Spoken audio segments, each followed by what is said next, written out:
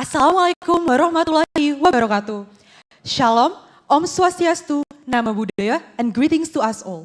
Good afternoon and welcome to FSDE Seminar 2024 with the theme Fostering Human Capital Development, a way for developing countries to level up. We are honored to have our honorable speakers and distinguished guests with us today. Allow me to introduce myself. I'm Irene Nabil as your Master of Ceremony of today's event. Allow me to present the schedule for the 19th FSDE Seminar, which will take this place afternoon. First, we will have the opening session. Second, we will have the Indonesia's national anthem, Indonesia Raya. Third, we will have the speech by the chairman of 19 FSDE. Fourth, we will have the speech by the representative from Faculty of Economics and Business UGM. Fifth, we will have the terms and condition overview. Sixth, we will have the main seminar event. Seventh, we will have the closing and documentation. Before we proceed our session, let us begin with a moment of prayer. Please commence your prayers.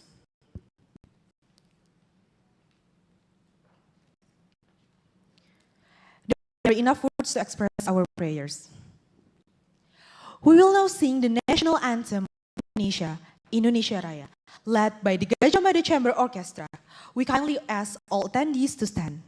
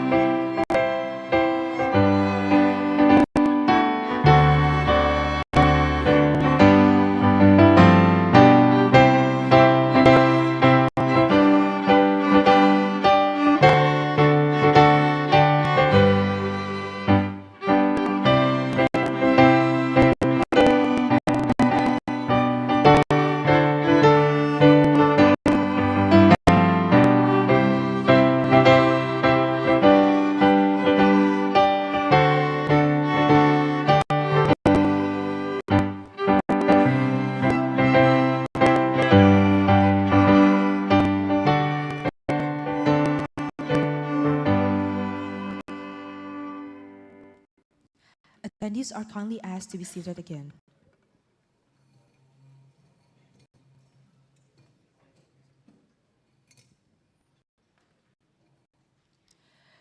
To start this event, we are pleased to have the chairman of 19 FSDE, Mr. Arlingga Makarim, deliver the opening remarks.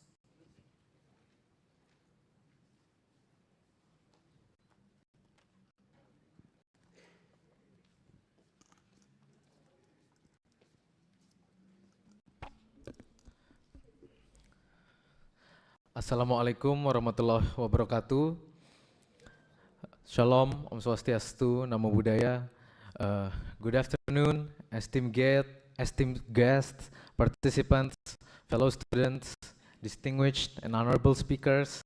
We have Honorable Mrs. Amanda McLaughlin, Bapak Amih Alhumami, Bapak Bima Yudhistira, Bapak Reza Alingkusumo, and our distinguished moderator, Bapak Wisnu Nugroho, and our beloved representative from the Faculty of Economics and Business, Bapak Gumilang Sahadewo, Bapak Rian Sanjaya, and Ibu Eni Sulistianingrum.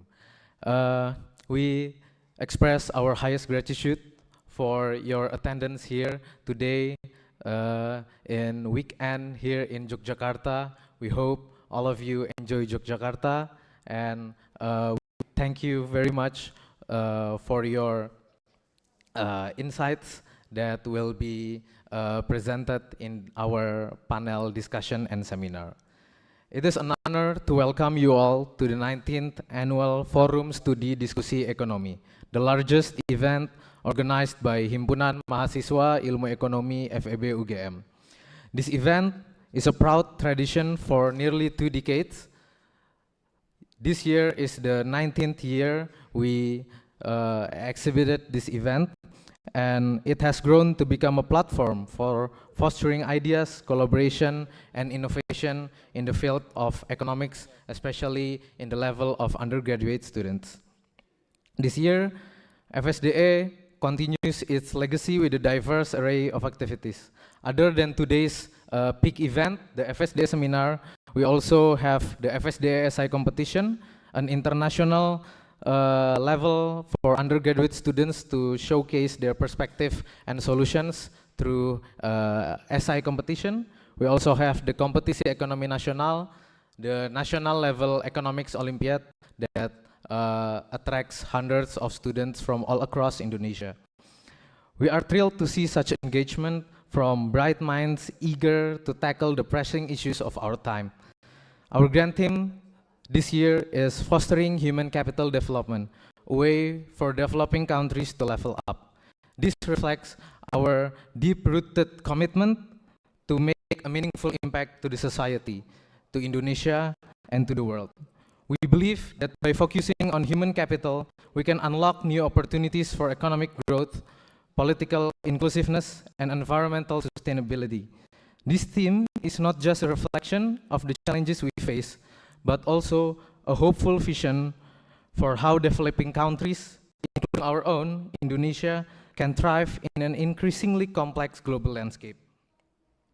With sub-themes exploring economic development, political embeddedness, and environmental sustainability, we aim to foster discussions that resonate not just in Indonesia, but on a global scale. Our hope, again, is to contribute to the society through actionable ideas that drive progress, uplift communities, and promote a sustainable future. We also arrange a number of preliminary existing social projects that we aim to foster environmental sustainability. And lastly, we thank all committees that has arranged this event today amidst of all problems and dynamics in exhibiting this event. We like to say thank you, and thank you for all participants that has come today. Once again, welcome to the FSDE Seminar 2024. Together, let's embrace this opportunity to inspire, learn, and grow. Thank you, and I hope you enjoy the seminar. Assalamualaikum warahmatullahi wabarakatuh. Thank you, Mr. Makarim. Next, please welcome Mr. Gumilang Aryo Sahadewo as the Vice Dean for Research, Community Service, Cooperation, and alumni of the Faculty of Economics and Business at Universitas Gadjah Mada to deliver his speech.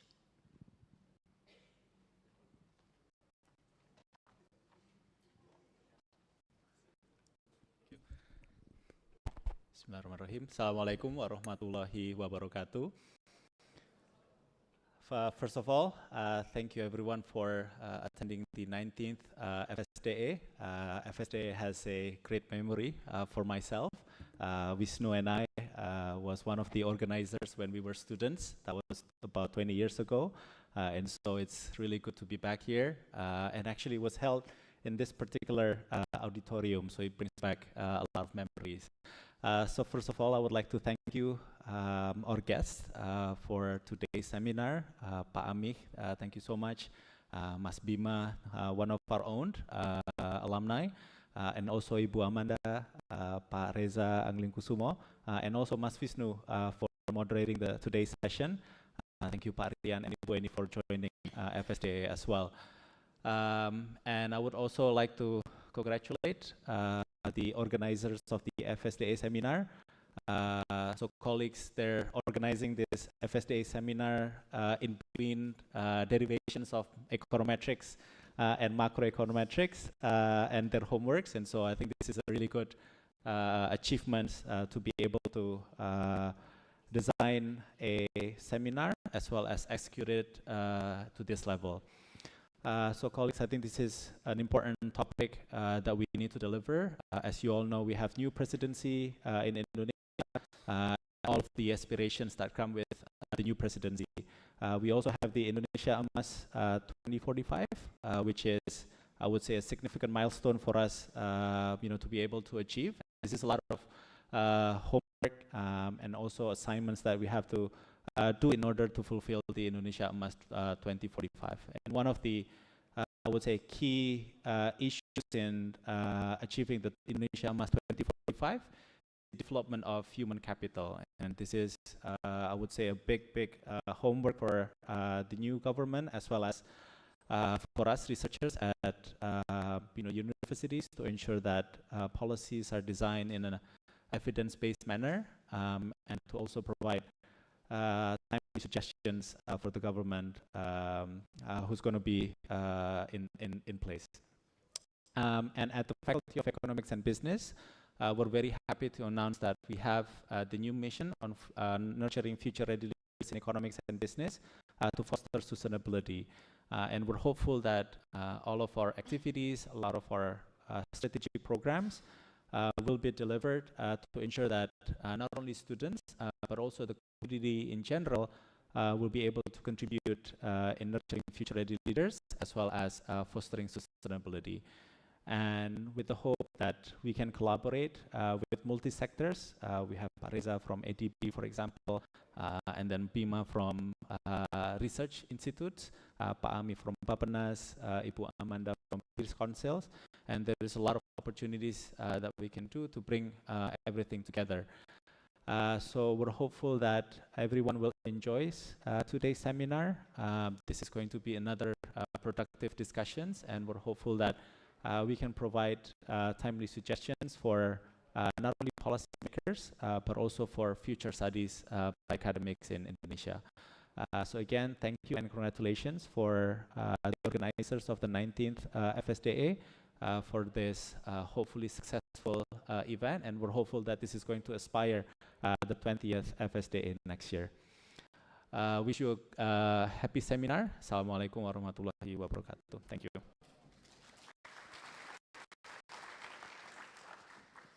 Thank you, Mr. Gumilang. Before we proceed with our session, we will take a photo together with our distinguished speakers and our beloved participants. Photographer team, you may take your position.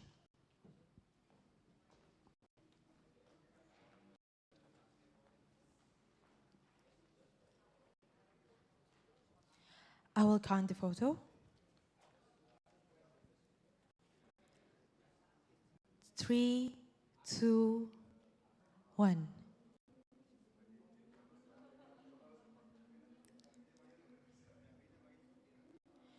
One more time. 3, 2, 1. Thank you.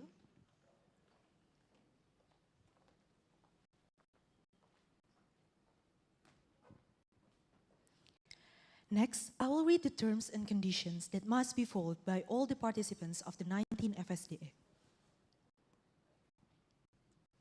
First, the event will begin at 1:15 p.m. West Indonesian time in accordance with the schedule prepared by the FSDA committee.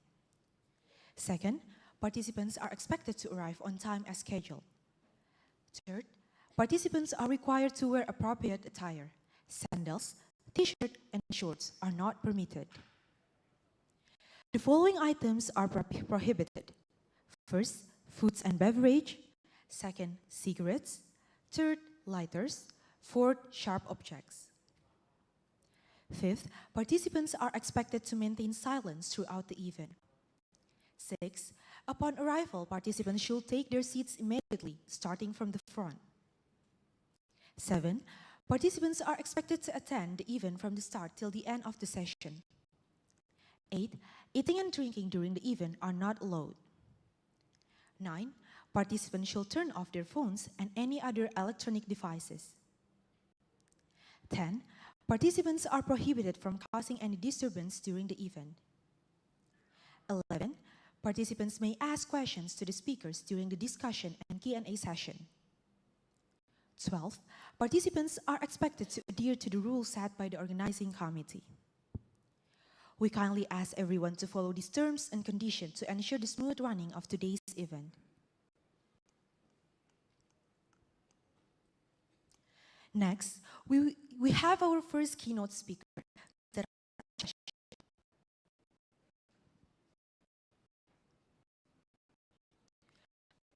He is President of India and also as Chairman of the Chamber of Commerce and Industry from 2021 until 2026.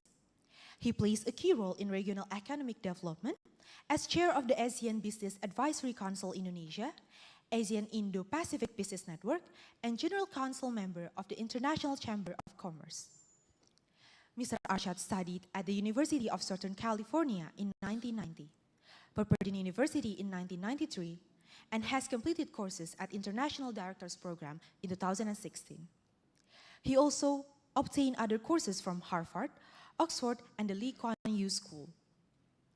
Dear participants, we regret to inform you that just several moments ago, due to force majeure circumstances regarding Mr. Arshad Rashid's health upon his arrival from Saudi Arabia yesterday, Mr. Arshad was forced to cancel his attendance here in Yogyakarta.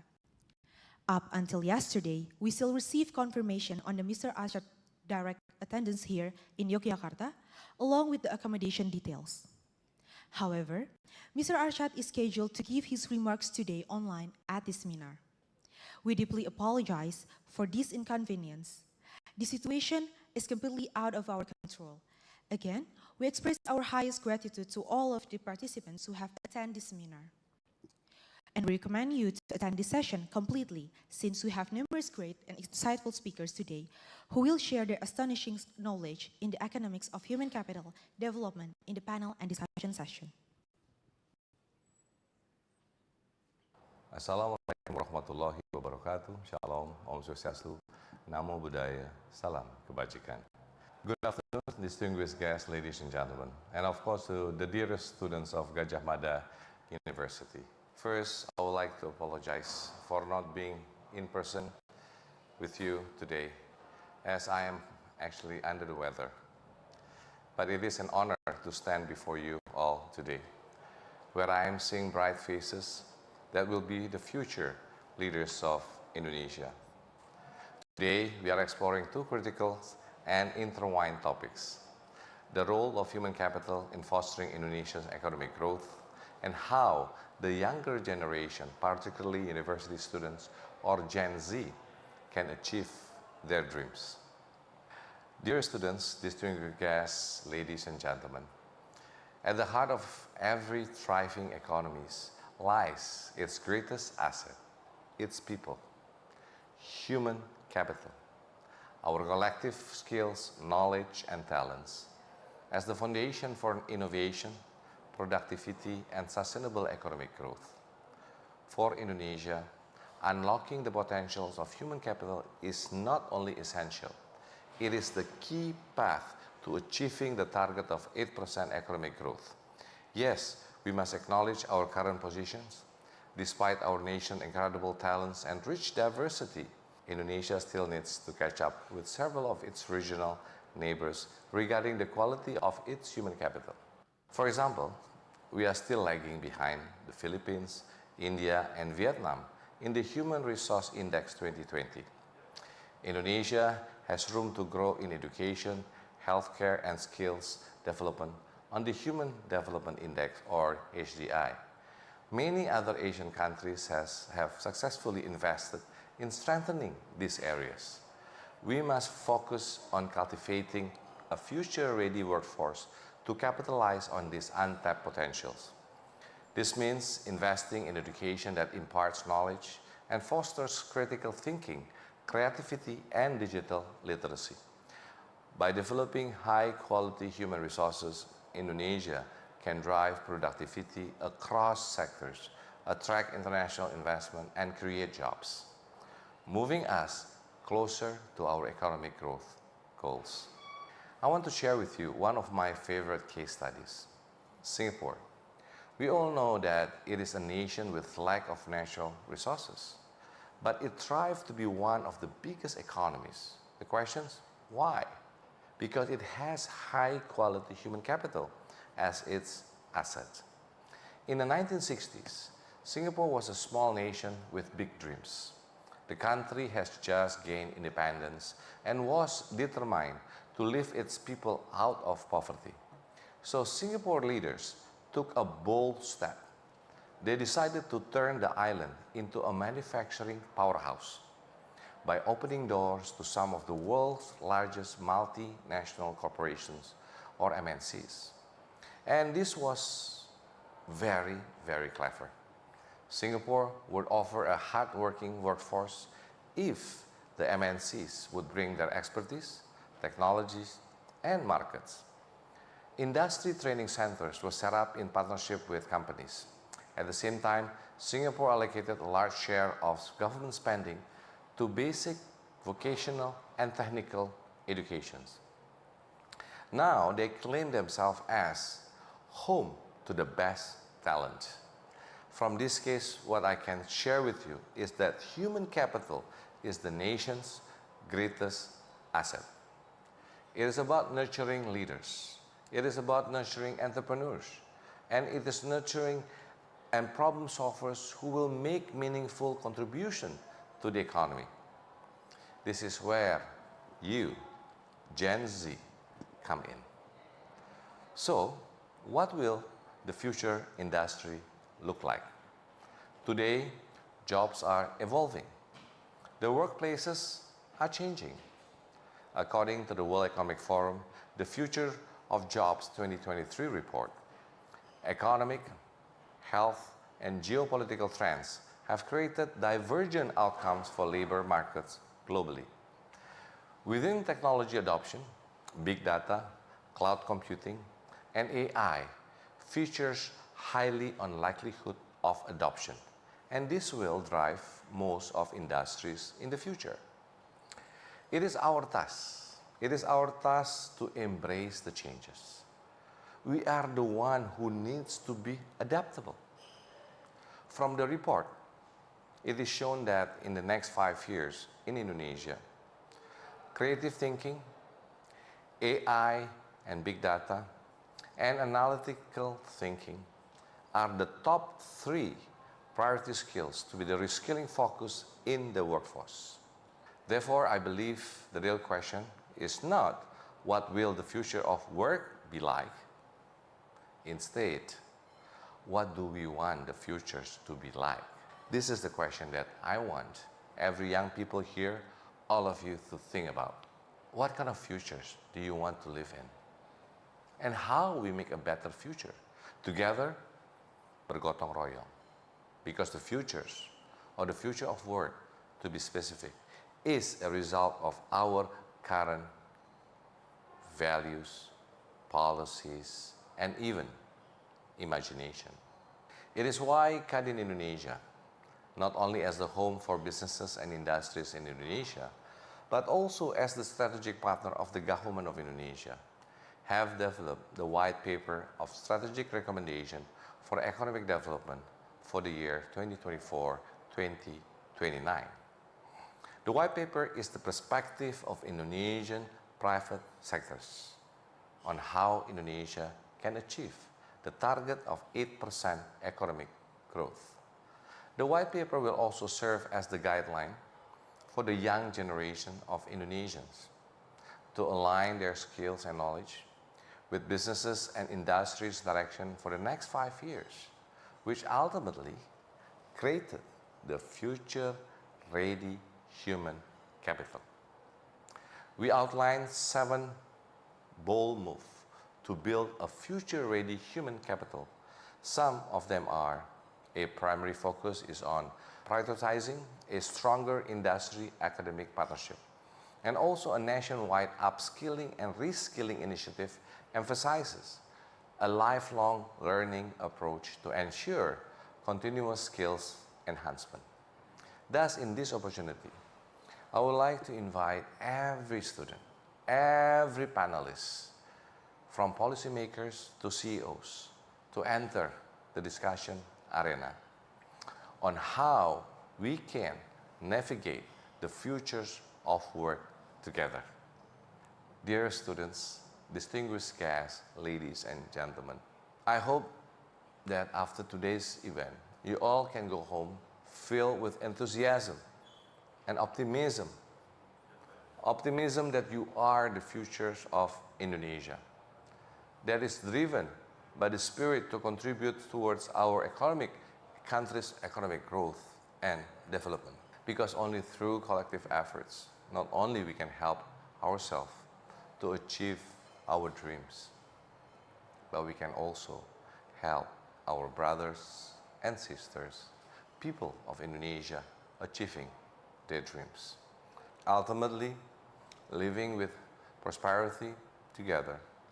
So, let's step forward with courage. Be curious, be ambitious, and strive for success. Thank you, and thank you. Wassalamualaikum warahmatullahi wabarakatuh.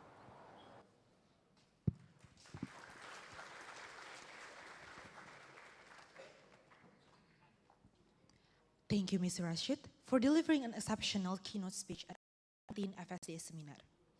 Next, we will introduce our second keynote speaker, Dr. Andes Ami Al-Humami, MA, MEd, PhD.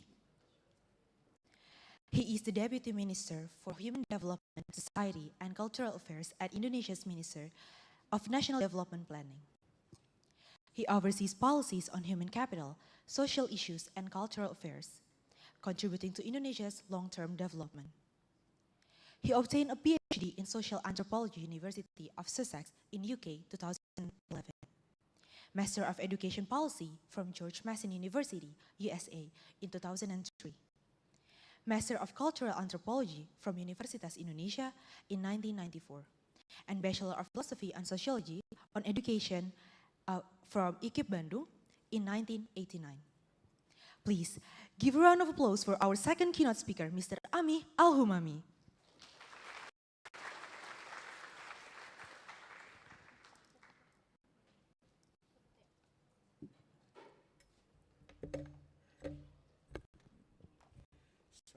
Assalamualaikum warahmatullahi wabarakatuh. Very good afternoon for everyone, distinguished panelists and guests, and also the dearest students. It's my great privilege for me to be part of this very important seminar organized by the Faculty of Economics and Business, Universitas Gadjah Mada, one among big five leading institutions in Indonesia. And I will take this opportunity also to share with all of you about how the Ministry of National Development Planning and Bappenas prepare for policies, strategies in relation to the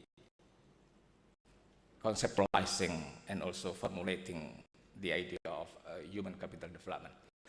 Actually, I have prepared my presentation in English, but allow me to deliver the presentation in Indonesia.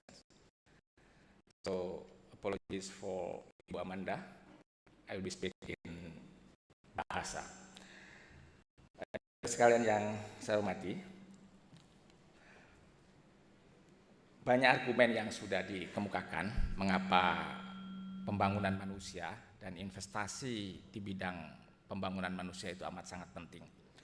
Dan beberapa argumen itu bisa dalam konteks ekonomi, bisa dalam konteks sosial, bisa dalam konteks kebudayaan juga.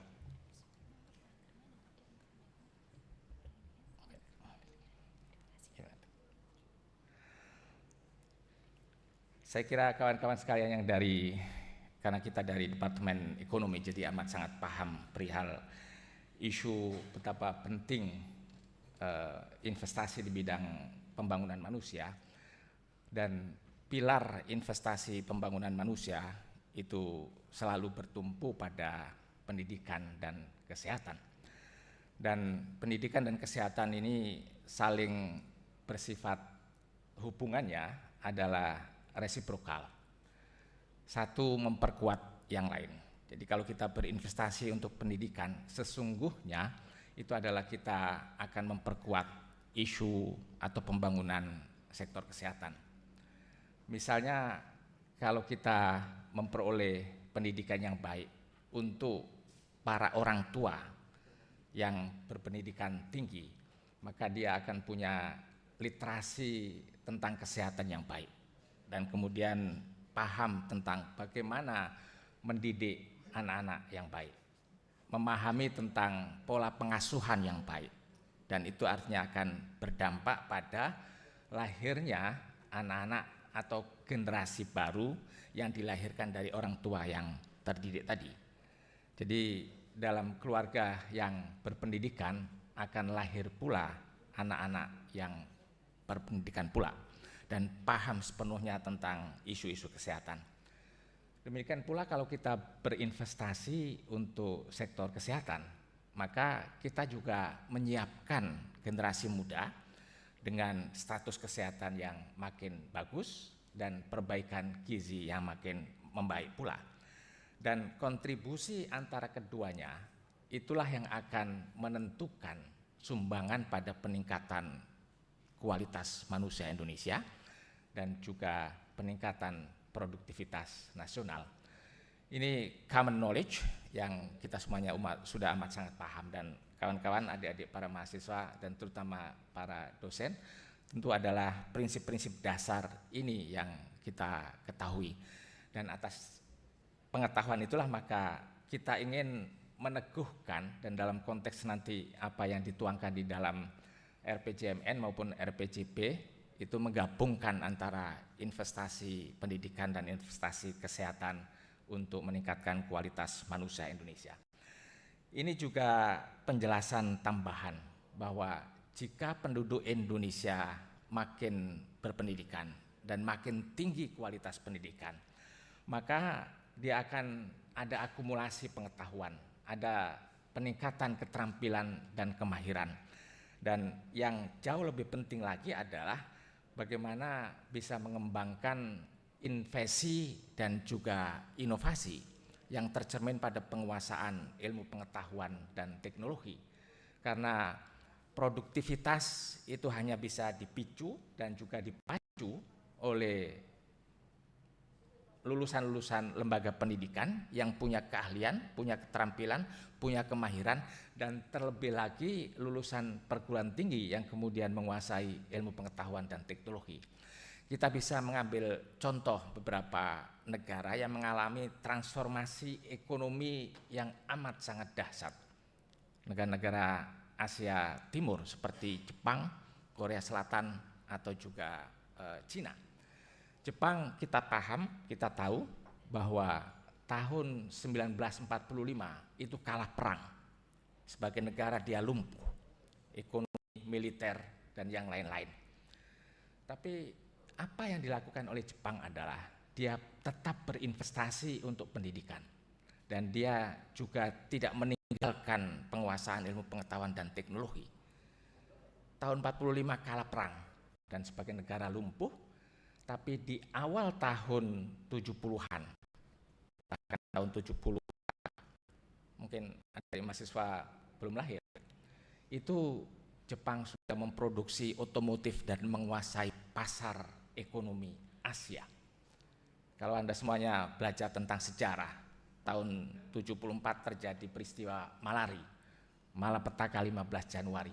Itu nota protes rakyat kepada pemerintah Indonesia ketika itu, yang dipahami bahwa investasi modal asing yang didominasi oleh Jepang melalui industri otomotif itu menggerus potensi ekonomi Indonesia, dan seolah-olah ekonomi dikuasai oleh asing melalui Jepang. Bisa dibayangkan berselang hanya kurang dari 25 tahun bisa bangkit dari kekalahan perang. Korea Selatan sesungguhnya sama pula. Jadi kira-kira di tahun dekade 60-an itu pendapatan per kapita sama dengan Indonesia, hanya $600 per kapita saja. Dan selang 60 tahun, 70 tahun, pendapatan per kapita Korea Selatan sekarang sudah 18.000, mendekati 19.000, dan Indonesia masih tetap di middle income economies yang kemudian kita kenal sebagai middle income traps itu. Dan karena itulah maka menjadi penting kita menegaskan kembali betapa relevan dan sangat diperlukan investasi di bidang pembangunan manusia. Ini penjelasan lain yang kita bisa merujuk antara lain dari banyak scholars, terutama juga Amartya Sen, yang mengatakan bahwa investasi untuk human capital itu akan bisa berdampak negatif maupun positif. Jika kita cara menyusun kebijakannya tepat, maka dia akan berdampak positif. Tapi jika kebijakan itu keliru, dia bisa berdampak negatif. Kebijakan yang tepat itu adalah ketika kita berinvestasi untuk pendidikan dan kesehatan, tapi memberi intervensi kepada keluarga-keluarga yang kurang mampu, maka nanti akan terjadi mobilitas sosial karena anak-anak yang dari keluarga tidak mampu memperoleh layanan pendidikan, makin tinggi kualifikasi pendidikan yang diraih.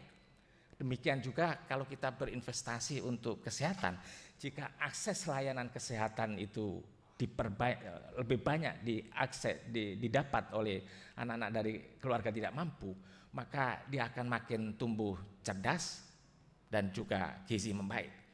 Dan itu harus dimulai dari pendidikan usia dini, pengembangan usia dini yang sifatnya cyclical. Nanti akan dijelaskan pula mengapa dalam RPJP dan juga RPJMN menggunakan pendekatan siklus hidup, mulai dari prenatal, PAUD, dan juga sampai pendidikan menengah, pendidikan tinggi. Kalau kita berinvestasi kepada pendidikan dan kesehatan dan penduduk makin produktif, maka dia akan menyumbang pada kemungkinan pilihan-pilihan pekerjaan yang lebih baik bagi penduduk yang makin berpendidikan itu.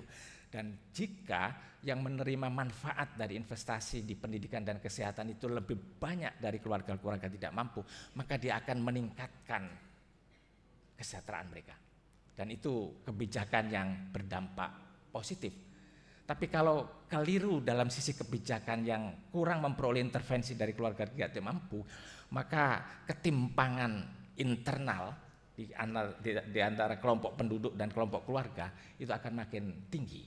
Dan disitulah pentingnya kami di Bappenas untuk memperhatikan di kelompok penduduk mana sesungguhnya yang di situ mestinya program-program pendidikan dan kesehatan itu ditujukan. Ini penjelasan lain tentang hubungan antara sistem demokrasi dan kesejahteraan dan juga peningkatan upaya kita untuk mengurangi ketimpangan. Studi menunjukkan bahwa di negara-negara dengan sistem modern, sistem demokrasi modern, itu tingkat ketimpangan pendapatan lebih kecil ditemukan di negara-negara demokrasi modern itu. Tapi ini harus dengan catatan tebal. Jika seluruh institusi politik, ekonomi, sosial berjalan efektif dan kokoh dalam menyelenggarakan program-program pemerintahan. Adik-adik semuanya, dan kita baru saja menyaksikan 3 penerima Nobel yang menegaskan, 3 ekonom, 2 dari MIT dan 1 dari Chicago, menegaskan betapa bahwa kekuatan institusi itu menentukan bagaimana cara pemerintah mengelola program-program yang itu punya pemihakan pada kelompok-kelompok tidak mampu. Dan jika sebuah sistem demokrasi modern yang kokoh itu bisa menyumbang pada kesejahteraan, maka itu artinya fungsi efektif tata kelola pemerintahan itu baik. Nah, untuk konteks Indonesia itu mungkin agak menyimpang dari yang semestinya norma-norma dan prinsip-prinsip demokrasi modern. Kita secara nyata menerapkan demokrasi modern, Tapi jalan panjang menuju peningkatan kesejahteraan nampaknya masih belum menemukan titik terang apakah demokrasi yang diterapkan di Indonesia itu bisa sepenuhnya mewujudkan kesejahteraan bagi masyarakat. Ini tidak perlu dibaca semuanya, saya ingin menegaskan saja kutipan dan relevansi dua pemenang Nobel ini untuk Indonesia. Yang sekali lagi menegaskan bahwa investasi di bidang human capital melalui pendidikan dan kesehatan itu berlipat-lipat memberi manfaat bagi suatu negara. Dan kalau di sini dikatakan di buku ini bahwa jika berinvestasi di pendidikan dasar, kalau anak lebih banyak atau lebih lama 1 tahun saja tinggal di sistem persekolahan, pada saat nanti lulus dan bekerja itu bisa menyumbang atau meningkatkan setidaknya antara 10 sampai 12 sampai 15% dari pendapatan yang dia terima. 1 tahun saja lebih lama di sistem persekolahan di jenjang pendidikan dasar. Dan di pendidikan menengah demikian pula.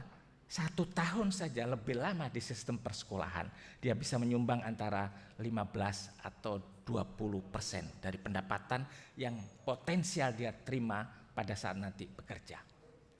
Duflo menggunakan riset tentang SD Impress ketika itu, tahun 76.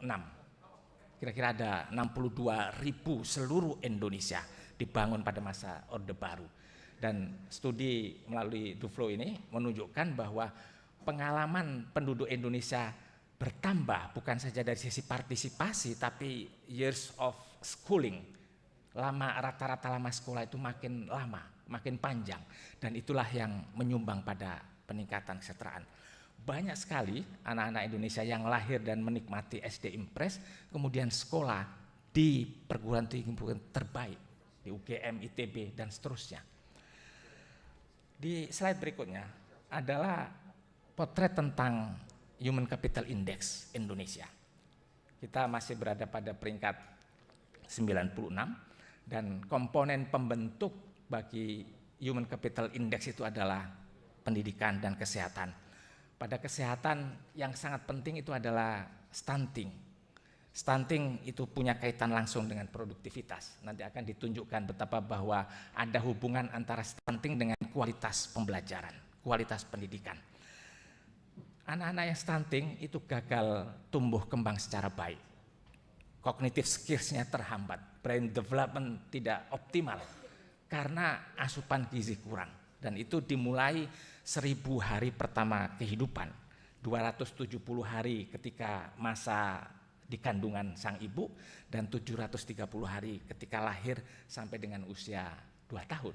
Jadi investasi terpenting adalah perbaikan gizi di masa 1000 hari pertama kehidupan untuk mencegah anak stunting, dan jika anak terkena stunting itu tidak bisa dipulihkan sebagaimana anak normal dari sisi cognitive skills-nya, dari sisi brain development bagi anak yang bersangkutan.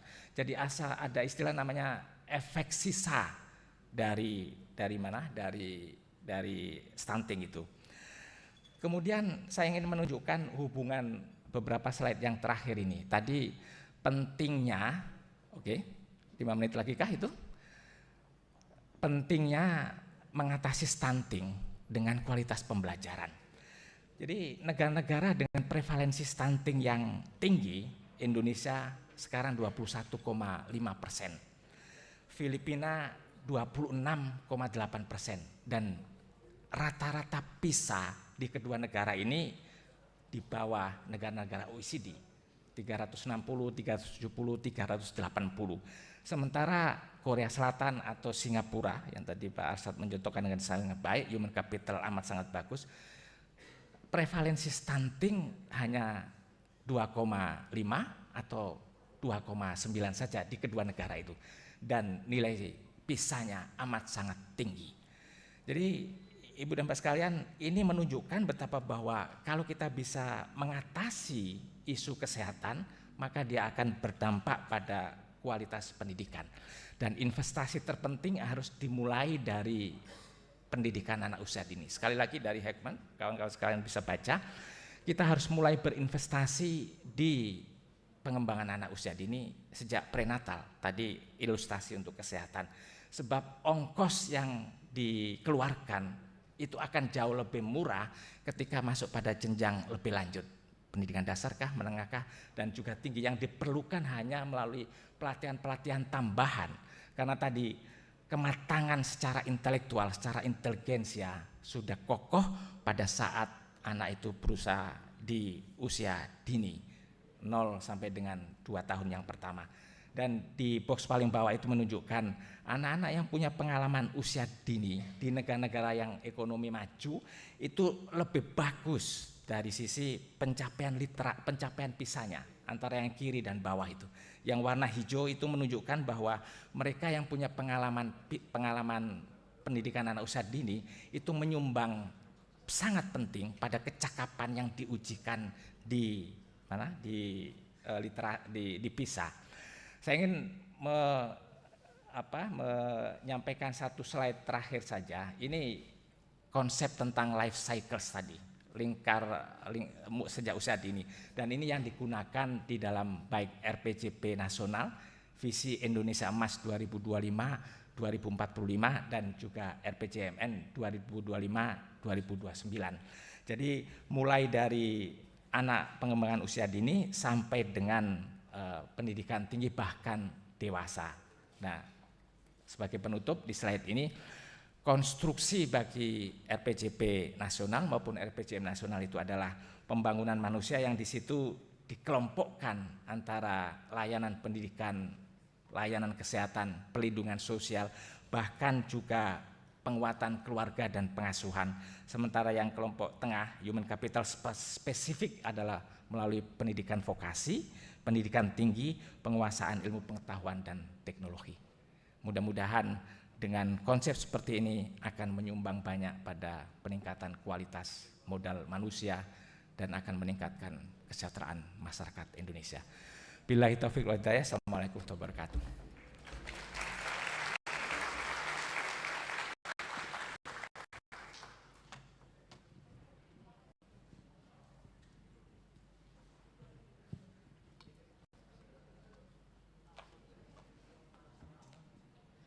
Thank you, Mr. Ami, for the insightful keynote speech. Once again, please join me in expressing our heartfelt appreciation for our keynote session. A round of applause, everyone.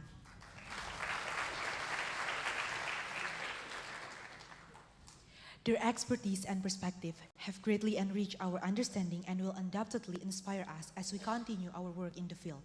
Thank you, Mr. Arshad Rashid, and also Mr. Ami Al-Humami, for sharing your knowledge with us today.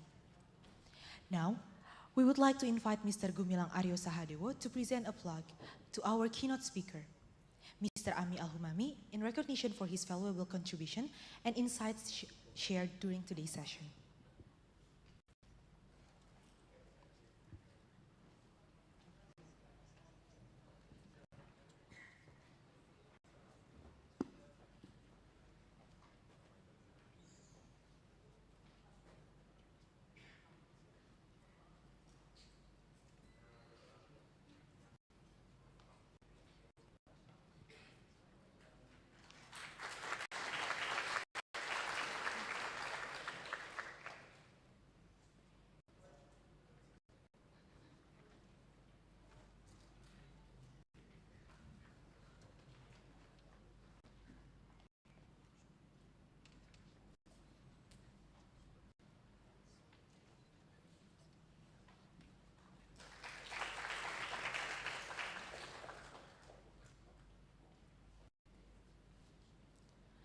Thank you, Mr. Ami. Thank you, Mr. Gumilang.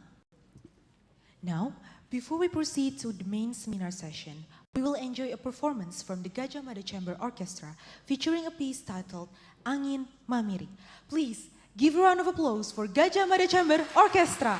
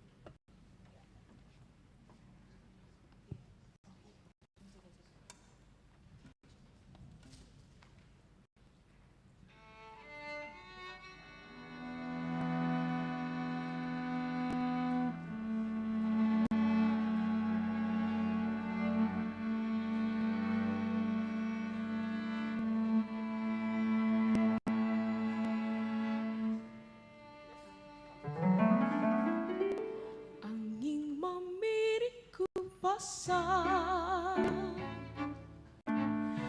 pitujui totonganan usaro atakan lupa batumi angin mamiri angin gerang dingin dingin namorotan saribungku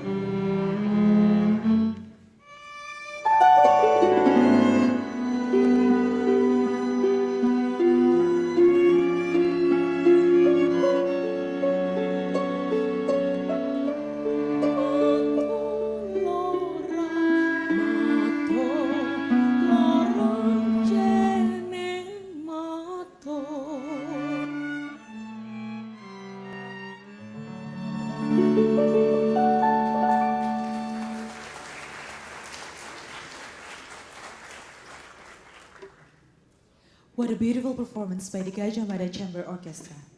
Now, it is time for our main session. Let's welcome our moderator, Mr. Wisnu Setiadi. A round of applause, everyone. Mr. Wisnu Setiadi Nugroho holds an undergraduate degrees in economics from Universitas Gajah Mada and both master from science in economics and PhD from Colorado State University, with additional graduate studies at the University of Illinois Urbana-Champaign. His research interests include the economics of education and gender economics. He has served as a lecturer at FEB UGM. He also an economist in Indonesia's national team for the acceleration of poverty reduction, and as the research working group coordinator at Fakultas FEB UGM.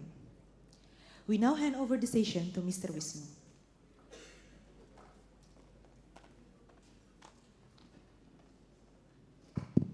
Okay, thank you, Mbak Erin. Assalamualaikum warahmatullahi wabarakatuh. Is very happy to be here. Like Pak Gumilang says, actually, I think we are like the first one or the second one, right? So Pak Gumilang is like one of the founder of FSDE, so it's like 20 years from the whenever Pak Gumilang start. I'm just like following after. So FSDE is like his little babies, I think. Until and like after the 2 decades is still there, so it's really good. So, good afternoon, everyone. My name is Wisnu, as the MC mentions. I will be your moderating and for the discussion sessions. We have like 3 distinguished panelists that we will have today. The first one, we have Mr. Bima Yudhistira. He is an economist with extensive experience in economic research, like World Bank's international finance, Kadin, INDEF, and also well-versed in microeconomics, sustainable finance, digital economics, and artificial intelligence. Currently, Mr. Bima Yudhistira serves as director at CELIOS, Center of Economics and Law Studies, where he focuses on economic issues, economic energy transitions, and as well the digital transformations. Without further ado, please, Mr. Bima, to come to the stage. Round of applause. Our second distinguished panels will be Miss Amanda McLaughlin. She is a Minister Counselor Development for Indonesia, ASEAN, and Timor-Leste at the UK Foreign, Commonwealth and Development Office. Her work centers on UK development efforts in Indonesia, particularly in areas like green growth, renewable energy, and forest management. She also plays pivotal roles in management on UK-Asia relations, contributing to climate action, sustainable development, and strengthening the Indo-Pacific strategy through trade, security, and human rights initiative. Very, very broad and very solid background. We would like to have Miss Amanda come to the stage. Please, round of applause from the audience.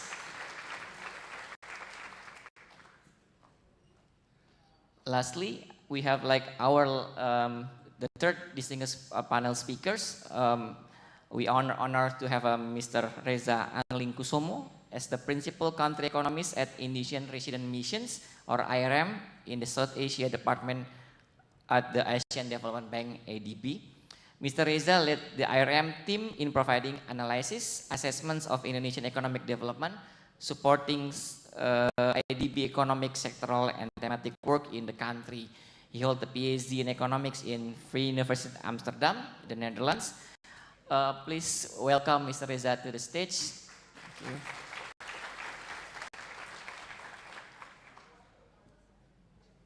Thank you. Without further ado, because like you don't want me talk too much, right? So better to have the speakers talk. I will welcome Mr. Bima to present first. Your presentations for 20 minutes, Mr. Bima. You can sit down or you wanna use the stage is fine. Please, time and place are yours. Thank you.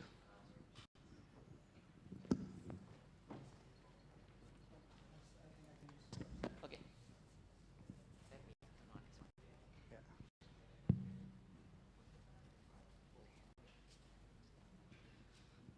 Assalamualaikum warahmatullahi wabarakatuh. Our distinguished lecturers in Faculty of Economics and Business Universitas Gadjah Mada. This is my alma mater, and I think maybe like 15 years ago, I was standing here giving like a speech as a head of committee at the time as a student. And this is a very, very precious moment for all of us to listen from the Bappenas previously, listen from the chairman of Indonesia Chamber of Commerce. And my name is Bima. I come from CELIOS. It's an economic think tank and also energy transition think tank. And also for the distinguished panelists. So this is my first turn. I will show you something about the human development and issues of the sustainability and issues of the energy transitions in details. So before we start, my presentation is very, very brief. I think there's 2 points from previous presentations from the Bappenas. First, at the time, Esther Duflo, which already get Nobel Prize because studying the educations during Suharto, authoritarian order era at the time, think that the people have a chance to go to the primary educations, have higher chance to increase their family income, right? The problem right now, higher the educations from many, many millennials and Gen Z, not correlated with the higher paid job or income. Many of our colleagues right now facing difficulties to find the formal jobs because under Jokowi, 10 years under Jokowi, we're facing informalizations of our labor force. You know, right? The one that graduate from university, the one that graduate from vocational school, the manufacturing sector is not there. Last week, after the president's inaugurations, the first problem Mr. Prabowo faced is the street tax going bankrupt. This is the stories that where's the job? Where's the formal jobs? Because right now, 60%, almost 60% of our labor force work in the informal sectors. And this is a grim pictures. And even the unemployment rate for the higher education from the university degree is even higher compared with the other graduate from the high school degree, for instance. We saw you a little bit the chart of the factual things that the relations between educations and the labor market, the educations and the income is still question mark. Is it under Suharto regime better? Is it under SBY better? Is it under Jokowi better? Or in the Prabowo will we have a better job opportunity? That's the questions. But we see that why the job is not there? Because we see that Indonesia's trade structure is going nowhere. You see the picture compared with the Vietnam, even if we compare with the Indonesia itself, 1960, palm oil, coal, timber, we cut down forests in Kalimantan.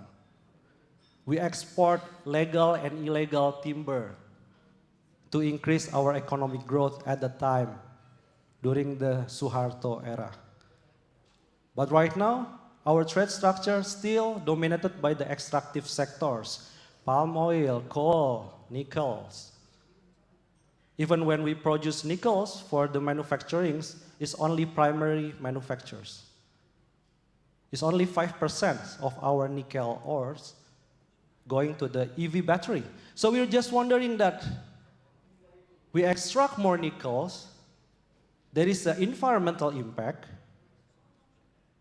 there is a people suffer from the nickel industry, and the government said that this is for energy transitions. Actually, majority of our nickel ore go to for stainless steel industry, not going for the EV battery. So what's wrong here? The trade structure is still the same. Meanwhile, our colleague here, not only South Korea, but also Vietnam, they have higher portions of high-tech manufacturing and value-added products. This is, we call it industrializations. So we're not moving from far away from Dutch colonial, we sell spices, rempah-rempah, and right now we still sell raw materials or half-processed raw materials. So the history tells us that we're still going nowhere anyway. And we're facing the premature deindustrializations where our portions of manufacturing sectors decline. And right now only 18% of our manufacturing sectors to the GDP. I think this is also a question from the academics perspective, from the business actors, what went wrong here? So our services is too fast to grow. So if we look at the case of the South Korea, you can see here the South Korea or Korea Republic, they have higher shares of manufacturers and then they decline, yes, but true. But they already have LG, they already have Samsung. And you know, once upon a time, there is a K-pop. I love BTS, maybe all of you do the same. Or SNSD at the time, Mas Gilang during that time is not BTS, SNSD and so on. So once upon a time, the Blackpink go to the concert, Lisa Blackpink, I still remember. And then the fans give the phones so the Lisa Blackpink can get a selfie. And the phone is not iPhone. Sorry, the phone is iPhone. It's not Samsung. So Lisa said, no. Because the K-pop endorsed by the South Korea manufacturing companies.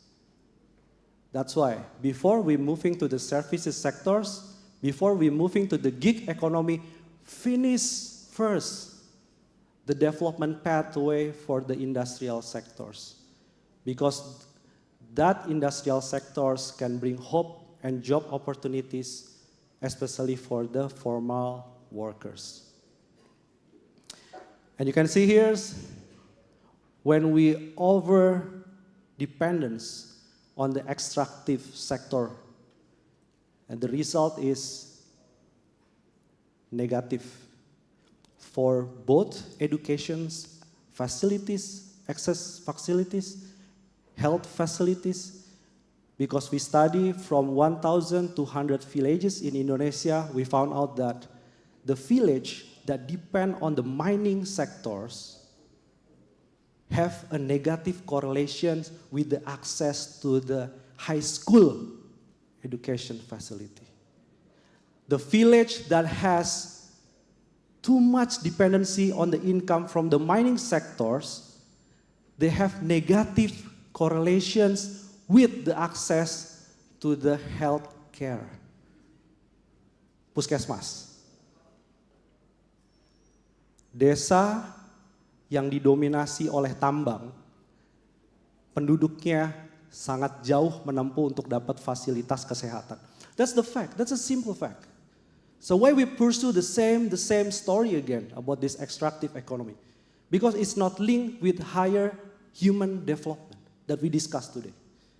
As you can see here, the air pollution coming from the smelters, coming from the captive coal power plant that being used for processing the nickels. We can talk about the carbon emissions. We can talk about the PM 2.5. But the impact is not only in the base where the manufacturers of the nickel is going to be processed, but also affected neighbor province in Sulawesi, in Maluku also. So if we talk about the stunting, the number tells a shocking figures. Whereas Mr. Jokowi previously pushed for downstreaming of the nickel ore, the result is we're worried that it affects the number of the birth premature and also underweight babies. Because of the health pollutants, because of the health impact. So is this the kind of the economic development that we want to push for the next 5 years, for the next until 2045, to escape from the middle income trap? Is that kind of the economic development that we're promising for our young generations? I don't think so. We estimate that the total economic losses, the cost for the air pollutions from the 3 provinces, South Sulawesi, North Maluku, Central Sulawesi, by 2025, 40 trillion rupiah. So you can easily calculate the negative externalities from the income that the government receive in their pocket from the tax. And for the notes, this company that heavily damaged the human development in many provinces in eastern part of Indonesia get a lot of the fiscal incentive. You name it, tax holiday, tax allowance. This is not fair. Come on. They don't count the negative externalities before they're planning their operations. So by 2030, if this going on happening, business as usual, nothing changed, the cost will be exceeding 50 trillion rupiah. We're also wondering that the wages in the rural sector still widening gap to the urban, and even the one that work in the manufacturing sector still have a lower wages compared with the urban, because the services industry is booming at the time. But we can see that during the COVID-19, many of the private investor, venture capital push for digitalization, which is somehow good. We are, as a consumers, receive very, very cheap price of product. You, as a consumers, happy with the promo and discount, free ongkir, right? But how about our colleagues that work in the courier services? Even they get only paid like 1,000 rupiah per packages they send. And the business of the digital economy is somehow is not sustained enough. Many of the retail platforms collapse within just 1 or 2 years. So widening gap between the rural because of the agriculture sectors is low, because of the manufacturing sector is not there, not heavily invest, and also the mining sector, extractive sectors also damaging the rural economy as well. Because you cannot have that mining and then you have agriculture, or you have the mining sector and you have the fishery sectors. It's almost like impossible. You have a mining, nickel, for instance, and you get the fishery sectors. I think that's very, very difficult because you need to choose. You want to pursue the extractive sectors like a mining sectors, or you choose fishery sectors. Because we see that in Maluku, when they export tuna, one of the best tuna in the world from Maluku, the production is declined because of the waste from the nickel industry. This is the number of the informal employment. I will skip this one. This is a grim fact about why there is so huge gap between the one that graduate from university that should be easier to get a job compared with the one that graduate from the high school, which is we see that it seems like they have a better opportunity from the trend. And this is also a grim fact. A lot of the young generations, because of the higher education fee, UKT naik terus,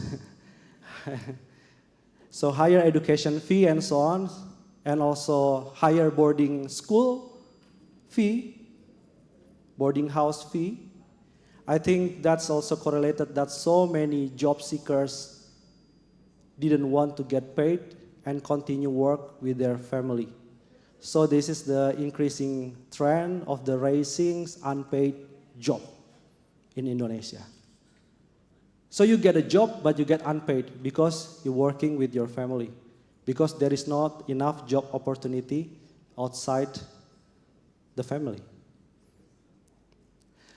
So I think this is like new hopes that we see that we have problems, we have challenges, we may get into middle income trap. 8% growth of the Prabowo is still far away from imaginations, and we are in the case of the burning planet. If we don't do quickly, we may miss the target of the net zero emissions. If we don't act quickly, many of our sectors suffer from the climate crisis. We don't use climate change anymore. We use the climate crisis because right now it's crisis and it's affected our economic development as well. So the big questions, we need new economic model in the burning planet. So I assume Mr. Prabowo understands this. But during the speech of Mr. Prabowo when he's inaugurated as a president, he missed the word of environment.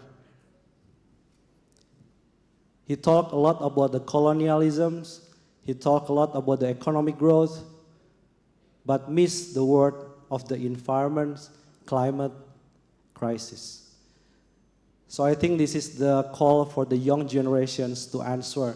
What kind of the economic model that is different from the old recipe of the economic model? That is different from what previous 10 years we facing economic model that already deliver only 5% economic growth and not so inclusive. I offer one example. I actually have two examples of new economic model.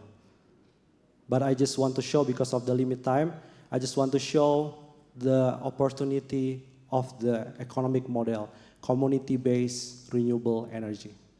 First, it's answering the energy poverty, because many of our colleagues in the eastern part of Indonesia think that you Jakarta people, Jogja people, academicians always think about the energy transitions.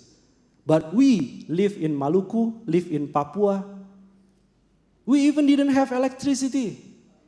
Even where's the PLN, state-owned enterprise, come, 5 p.m. up to 5 a.m. in the morning, the electricity is not there. So be careful when we say that 99% of electrifications in Indonesia didn't mean that 24 hours electricity connections. So energy poverty is one of the big problems. On the other hand, we need energy transitions, but we also need more job employment, job opportunity. So why community-based renewable energy? We need more democratic and inclusive economic powerhouse, not based on the large corporations, not based on the oligarch style of the economy, but based on the community. The second one, it reaches the underdeveloped area. The third one, direct community involvement, more democratic decision making, and investment costs relatively cheaper compared with the large scale or base load. So if we think that energy transitions mean we also move from the coal power plant to the large scale hydro or large scale geothermal project, we're now with the people of Nusa Tenggara to defend their livelihood from the geothermal project. You know why? The geothermal project capital intensive and not friendly for the indigenous community and also increasing conflict. So many people in Nusa Tenggara in Flores think that we don't like your words about energy transitions. We are in the energy poverty, the electricity is not there, but we don't like your word about energy transitions. Because every time energy transition means large-scale geothermal project, it increasing conflict and increasing deforestations in any place in Indonesia. It taints the waters that indigenous people need, the water source that is clean. So the big questions, what kind of the energy transition and economic transitions that we need, not damaging the local community. And we have a modeling. We find out that the interregional input-output models, if we do the pathway of the community-based renewable energy, the multiplier effect is huge. And 69 million of the green jobs opportunity from all over province in Indonesia and all over sectors, not only the energy sectors, industry, even the agriculture sectors also benefited from these community-based renewable energies. But the big question is, where's the money? Let's tax the rich. So that's the bold call. So we need to be more bold as a young generation to tell that the rich that have exploited our resources, the rich that use the political string to flout our democracy, the rich that benefit from the fiscal incentive that is not fair, because next year's their corporate income tax will be lower to 20%, and the value-added taxes will be increased up to 12%. That's not fair. The big corporations get a lot of government help. So tax the rich is also the call from the G20 and also from the OECD. We want to be membership of our OECD. I think we need to have higher tax ratio, higher revenue to support renewable energy based on the commodity model, but using the rich tax money. And the other things, I think, the coal production tax and also the carbon tax, which already have regulation but not yet implemented, and the windfall profit tax from the commodity. So I will finish this with telling that I need your help, guys. I need your help, all my colleagues here from the lecture, academia, from you, students. Help us, help Indonesia to shape the way our economic paradigm think, at least in the next 5 years. Help Mr. Prabowo to understand the old recipe didn't work. It's not deliver the justice, not deliver the economic prosperity. And we need all your help to support and campaign in the educational spheres. Human development means more just economic system. Thank you so much. Assalamualaikum warahmatullahi wabarakatuh. Thank you, Mr. Bima Yudhistira, for the insight presentations. Hold your questions because we will hold the Q&A sessions at the end of the presentations. Now we welcome Ms. Amanda to present her presentation for 20 minutes. Please, time and place are yours. Thank you very much. Salam alaikum. Walaikum salam. Om Swastiastu. Shalom. It's a great pleasure to be here today. This is actually my third visit to UGM in the last year. And every time I come to visit this university, I'm always so impressed by the work that you do and the caliber of the students that I meet. So it's a real pleasure to be here. Thank you for inviting me. I'm going to talk a little bit in my presentation about some of the work that we do here in Indonesia. But first, before I do, a little word about myself.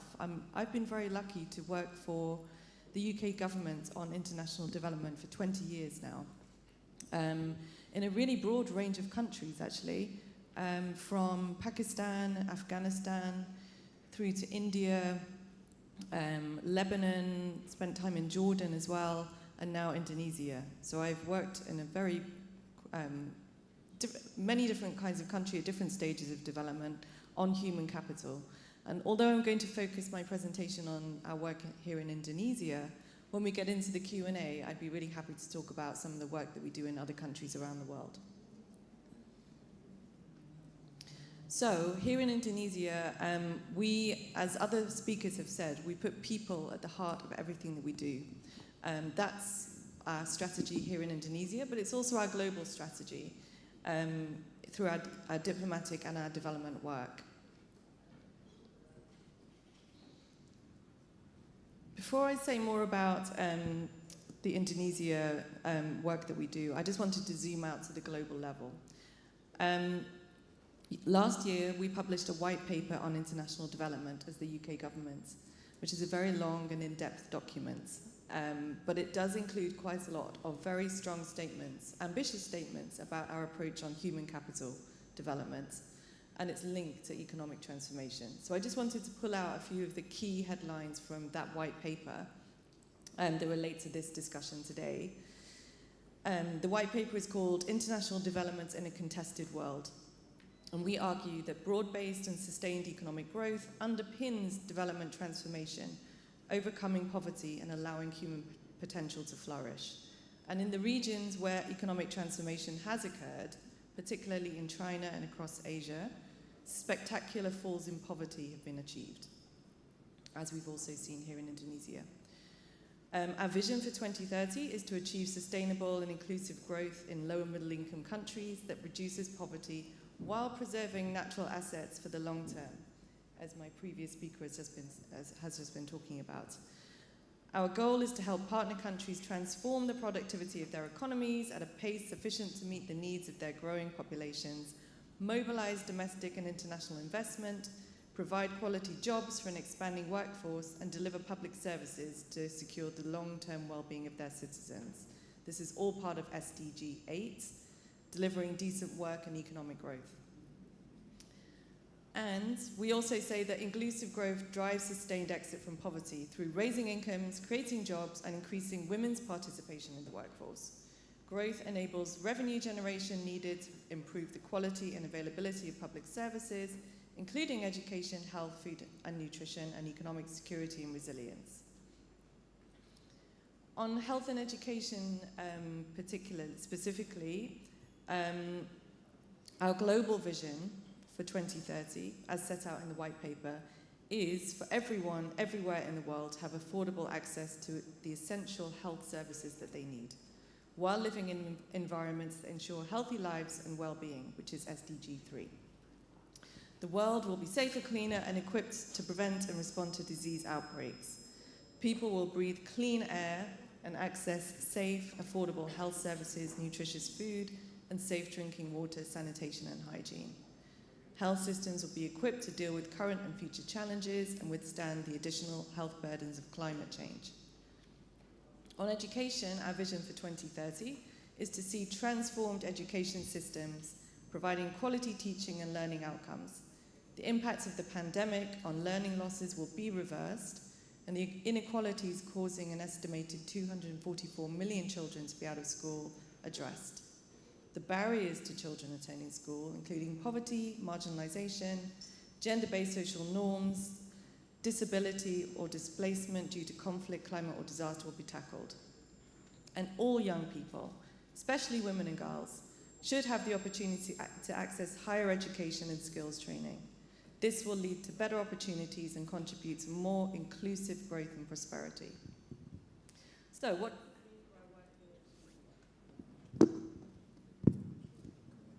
Thank you.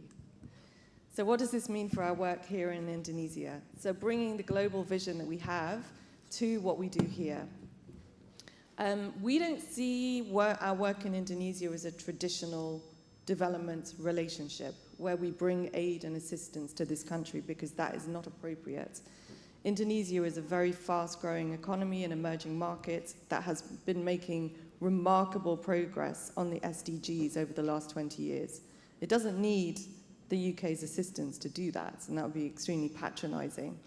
I think we see the UK's role as more of an equal partner, where we can support Indonesia's own vision on human capital development in very niche specific areas where we think that we have a comparative advantage that is of interest to Indonesia. But we do see it as a two-way relationship, where we're building institutional relationships between universities, between research organizations, bringing expertise and learning from the Indonesia experience as much as we wish to share our own experience.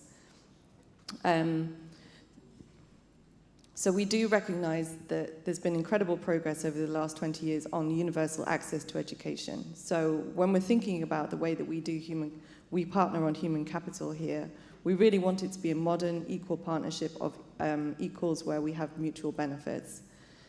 So I'm going to focus the rest of the presentation on this people-centered approach to our relationship with Indonesia, which we see as a modern development partnership, especially as we celebrate 75 years of diplomatic relations.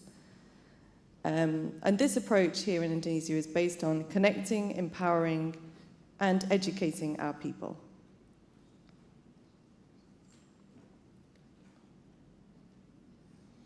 So just to start on connecting our people, this is really about sharing expertise and ideas, as I mentioned. It's about the two-way relationship between the UK and Indonesia. It's not a one-way assistance relationship. It's a partnership of equals. So building relationships between experts and practitioners. And we really do believe that relationships are strongest when they are direct. So our role is to make the initial connection and then get out of the way. We don't want the British Embassy to be there in the middle of this. We really want to be a connector, an enabler, and a facilitator, and then allow those relationships to flourish. So one example of how we're doing this is through our digital health work, where we've brought together cross-discipline stroke care teams from the UK and linked them up with their peers in Indonesia to directly share experiences and approaches in stroke care. And that's been a really successful partnership over the last few years. And the British Council works in this way as well. So it's been using education, arts, culture, language, and creativity to build trust between people in the UK and various countries across the world for 90 years. Here in Indonesia, it has a Connections Through Culture program, which I saw last time I came to Yogyakarta just a couple of months ago, where we build cultural partnerships between artists and creators in Indonesia and the UK, with a big focus on diversity and inclusion and climate change. And I was able to meet some of those brilliant young entrepreneurs and artists who have now been showing their films and some of their technology in various different festivals in the UK, and bringing some of that learning back as well with them when they return. Also, on connecting our people, I wanted to bring in an example for how we partner with UGM. We have various different partnerships with this university. So one is around, it's called Crafted Culture, and it's celebrating UK-Indonesia cultural relations through batik. So it's a project bringing together students from the University of Dundee with UGM to explore traditional heritage crafts of Indonesia, batik, natural dyeing and block printing, but also new digital technologies. Moving on to the next area I wanted to talk about today, empowering our people. So one example of how we do this is supporting grassroots organizations of people with disabilities to empower people. And we've been working with various disability rights groups here in Yogyakarta to be able to do that. And that is to help them to advance the rights and freedoms of people with disabilities as part of our global mission to tackle inequality and break down barriers to opportunity. So we have a fund called the Disability Rights Fund, which provides technical assistance to help organizations of people with disabilities to undertake rights advocacy, build alliances, and strengthen their financial, administrative, and safeguarding capacity. Here in Jogja, we've been working with SIQUAL, the Centre for Improving Qualified Activity in Life of People with Disabilities, Ohana, and Pelangi Disabilitas Yogyakarta, and Rainbow Disability Yogyakarta. So just a few examples of specific organizations that we are empowering through our supports. The UGM example here is an alumni grant from the Disability Service Unit, which was awarded to Ibu Wuri to organize workshops on disability inclusion here on campus and deliver advocacy activities to raise awareness on disability inclusion amongst UGM leadership. As a result, UGM now has its first disability service unit led by Ibu Wuri, which is an amazing story, great success story.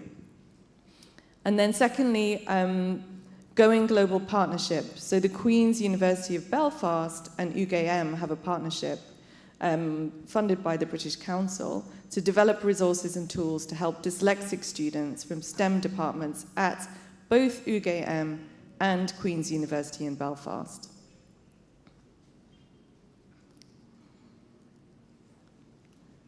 The last thing I wanted to share on our people strategy was around educating our people, perhaps the most important of all. So as I said at the beginning, we don't see this as a traditional aid-donor relationship where we're providing basic education services. That's not for the UK to do. That's being done very, very adeptly by Indonesia already. But how can we bring some niche areas of support in areas where it's really needed at this stage of Indonesia's development to really start to improve productivity, to start to improve that technical support, and the participation of women and girls in both education and higher education. So we have a new program through our ASEAN partnership, which is working across all countries in ASEAN, plus Timor-Leste, but we'll also have a presence in Indonesia, called Supporting the Advancement of Girls' Education. And that will look very different in each of the ASEAN countries that it works in. We will be working with those education ministries in each case and education experts to think about where the UK can provide technical input to improve foundational learning for all, with a focus on girls and girls' exclusion.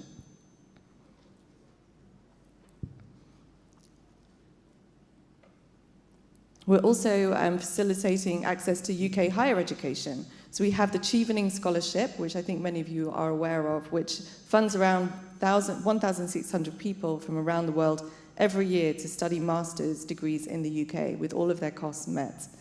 And we try to target future leaders people who have the skills that are needed for the next generation around climate, green technology, and other areas, AI and data, and some of the things we've been talking about in this session. To be able to study in the UK at our most prestigious institutions, but then again, to bring that knowledge and learning back to Indonesia.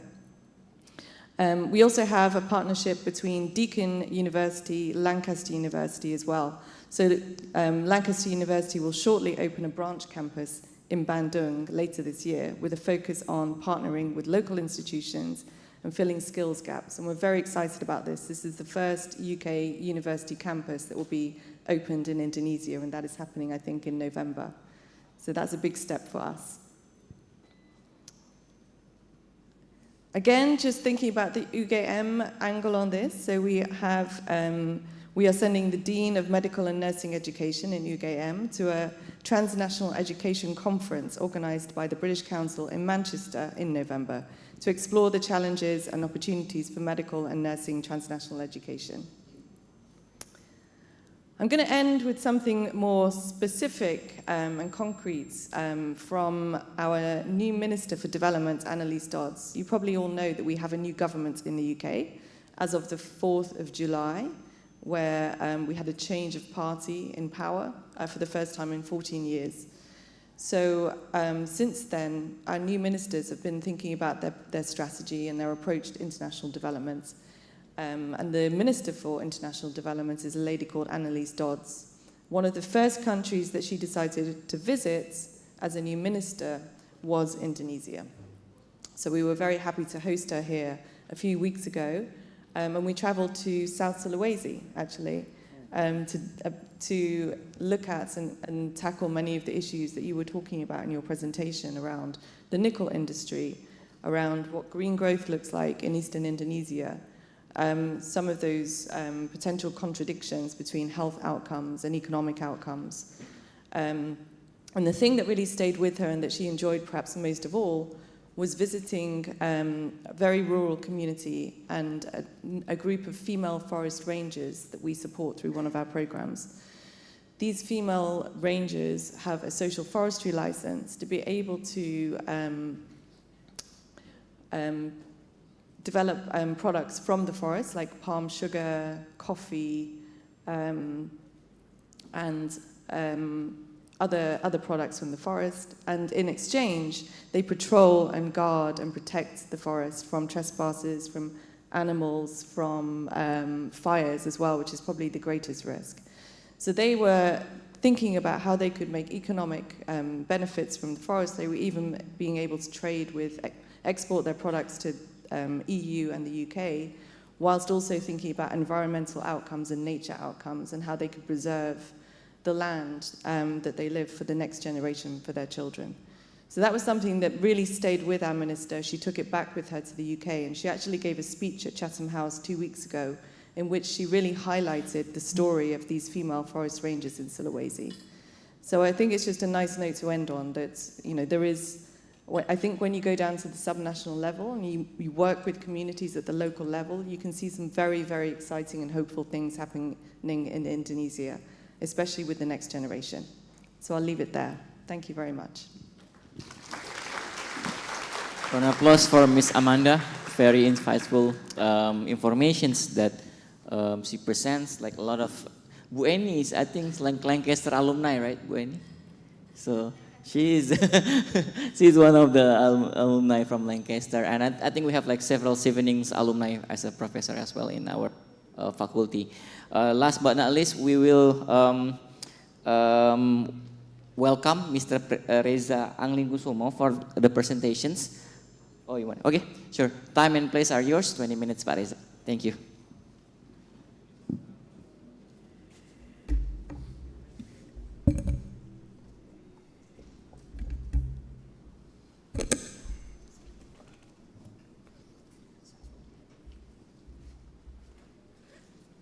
Ini klikernya. Oke, ya. Makasih. Bismillahirrahmanirrahim. Colleagues from the Faculty of Economics and Business, University of Gajah Mada, esteemed professors, fellow speakers, participants, and most importantly, students yang saya banggakan. Assalamualaikum warahmatullahi wabarakatuh, salam sejahtera, Om Swastiastu, Namo Buddhaya, salam kebajikan, Rahayu. Kind greetings and good afternoon. First of all, on behalf of the Asian Development Bank, I would like to extend our heartfelt thanks to the organizing committee for inviting ADB to this annual seminar organized by students of the Faculty of Economics and Business, University of Gajah Mada. It is an honor for me and for us to be here in one of the oldest and most prominent universities in Indonesia.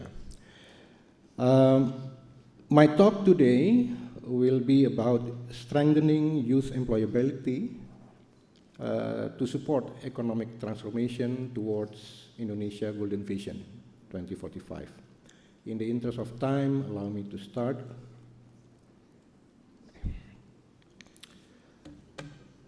Indonesia aims to become a high-income country by 2045. It is 100 years after its independence. This vision, of course, builds on the past progress, past development progress, and it aims to ensure that to ensure an increased standard of living for all Indonesians by 2045.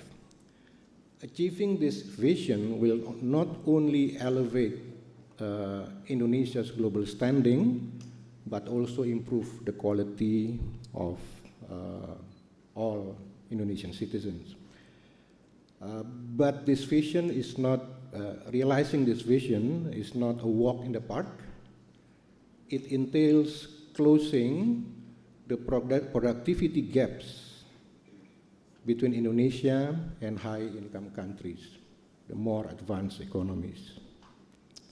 But we have some key lessons learned from our neighbors, especially in the region, which suggest that for such economic transformation to happen, it requires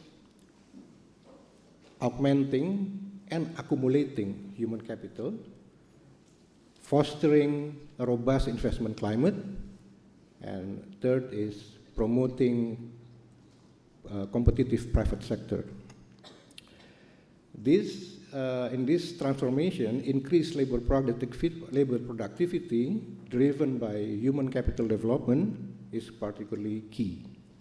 So the overall theme of this seminar today is very relevant and timely. But before I proceed, let us first talk about the conceptual thinking on the role of human capital in driving economic progress. Now, as an economist, and most of you are also future economists, usually we ask our fellow economists for guidance. And this, I have intellectually consulted the work of two Nobel Prize winners, Robert Lucas and Paul Romer. I have all the papers there, if you would like to read later. Their works in the area of human capital development and economic progress are seminal. Robert Lucas emphasizes that high levels of human capital, that is skills, knowledge, and experience inherent within a person, so embodied in you, leads to higher level of productivity in the workplace.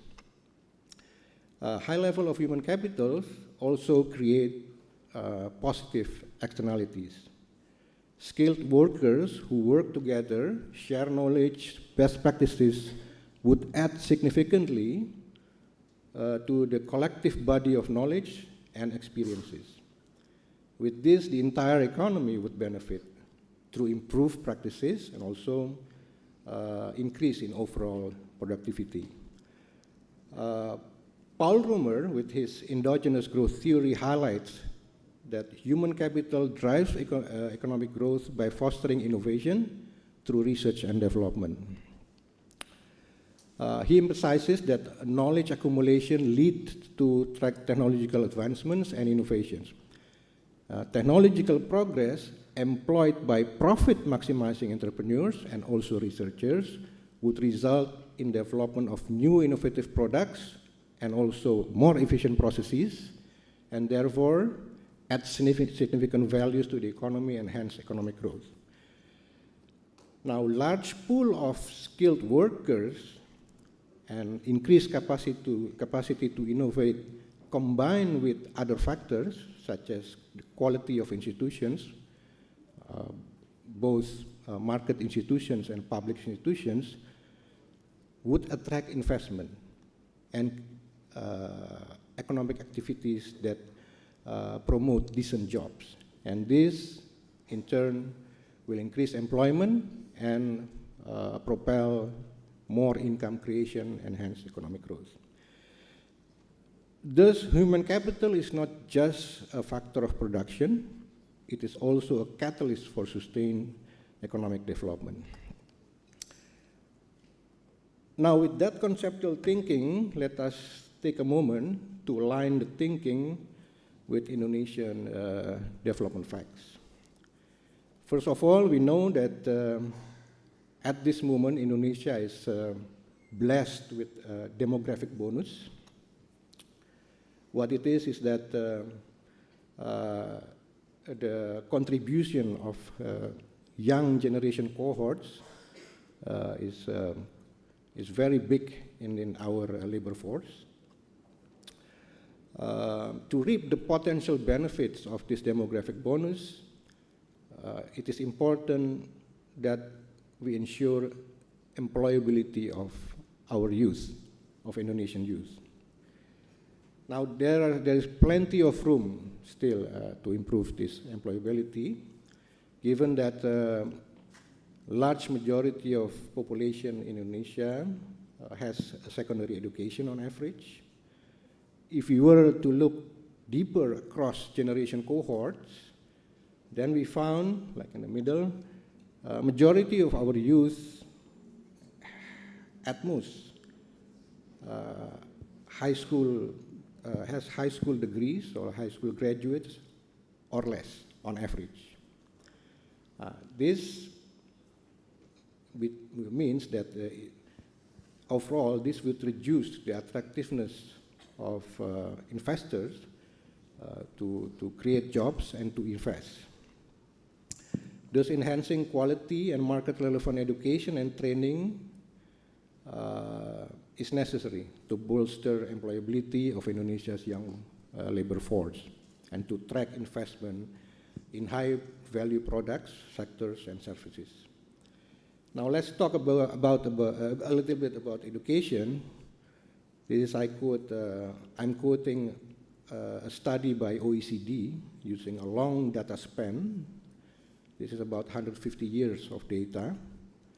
That particular study shows a strong positive relationship between education levels and GDP per capita, which emphasizes the importance of human capital accumulation and human capital augmentation in economic transformation. Although we know that correlation doesn't imply causality, but the data suggests that higher education levels are associated with higher income levels. You know, the causality may run in both ways, which underscores the need to focus on improving the quality and relevance of education to ensure that Indonesia's young workforce are well equipped with skills needed in this 21st century global economy. I would also like to add one more thing regarding the employability, which is what has been touched before by other speakers, which is the evolving nature of work that is due to technological changes which pose an additional challenge to youth employability. Technological advancements are now altering the job market increasing the demand for high skill and low skills, non-routine jobs, jobs that need cognitive skills, analytical skills, of interpersonal skills, while reducing demand for middle skills, routine jobs. I would like to quote Darren Acemoglu, a recent addition to the Nobel Prize winners, and his co-author, David Autor, which says that this phenomenon is known as the routine bias technological change, as opposed to the skill bias technological change. So workers in routine jobs, often with lower educational level, face a risk of stagnant or declining real wages. Now, they need to upskill or reskill themselves to be able to be competitive in the labor market. However, these workers, usually in low-paying jobs, may find it costly to invest in new skills. This is particularly true for those who live paycheck to paycheck. They'll find it too expensive to take time off working for training. Thus, as an economist, and many of you are, facilitating intertemporal consumption smoothing while addressing reskilling needs for workers is therefore crucial.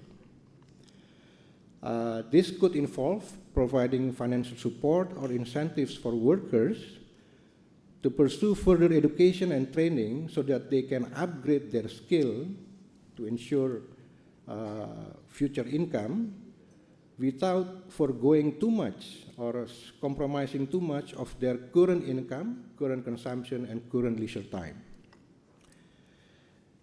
Now, what policy might be envisaged to increase Indonesia's stock of human capital and to promote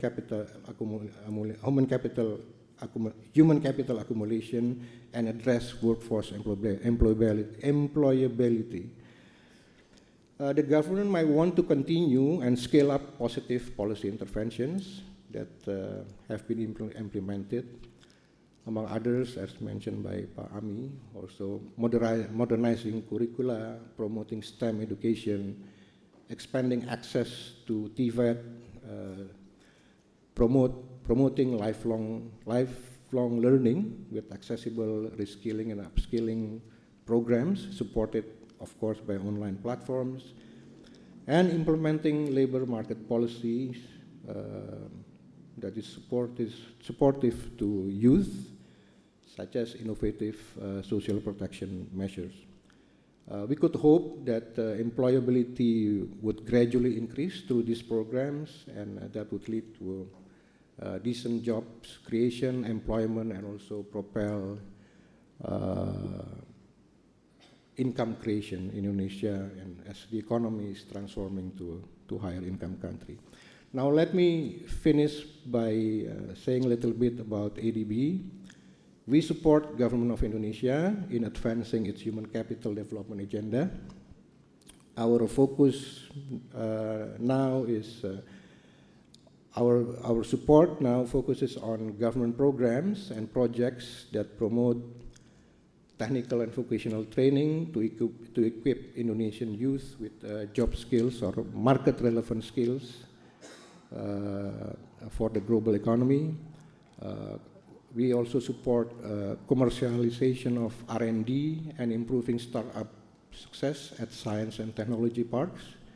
In fact, we have one program together with UGM on this. And also we promote technology education and research. On that note, let me conclude my talk with just a brief summary. Indonesia's ability towards becoming a high-income country depends on the strength of its human capital by enhancing youth employability to quality education, vocational training, and supportive labor market policies, and also social protection policies. Indonesia can harness its demographic dividend and drive economic transformation. ADB will remain committed to supporting these efforts ensuring that Indonesia's young workforce is well prepared to meet the challenges and opportunities of the future. So allow me to stop there. Thank you for your attention. Wallahul muwafiq ila aqwamit thoriq. Wassalamualaikum warahmatullahi wabarakatuh. Waalaikumsalam. Big round of for our speaker. We would like to invite to question and some maybe like suggestions, or like you have like lingering questions from the audience. We will maybe like start with the 3 questions first. Okay, I think the first 2 here, and then the lady over in the back. Can you like go to the microphones on the left or on the right? Yes, please.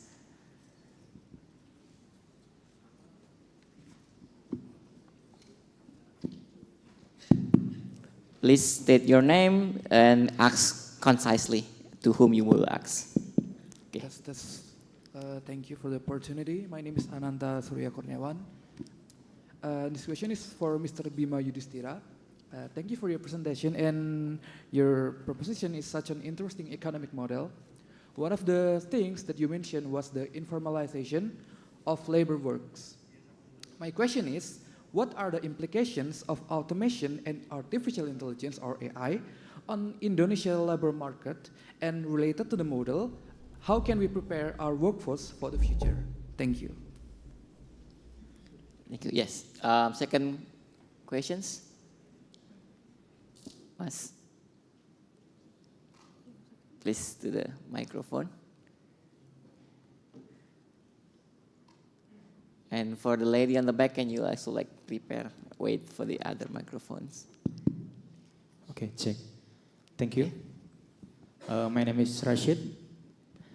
Good afternoon. My question is, what do you think about the statement like in Indonesia, a lot of people be the entrepreneur because they forced to do the entrepreneur, be the entrepreneur, not because they want to be entrepreneur. Because I think like the entrepreneurship is get a correlation, big correlation with human resource development and empowering the human resource. Thank you. Thank you, Mas Rashid. The last questions. Yes. Okay. Thanks for the opportunity that you given to me. Actually, my question for general speaker. So, I'm going to ask about human capital. So most of scholars in this era, they prefer to work in urban city, then back to in rural area. So if we take a look that the opportunity, if the scholars back to their hometown in rural area and prefer to develop some industry like agriculture and others industry in rural area, I guess that they can give a contribution to increase the income and social welfare in rural area, right? But in the reality now, some of youth prepare to work in urban city. So my question is how to change the mindset of young generation now to back in the rural area than work in urban city. Thanks. Thank you. So we have questions.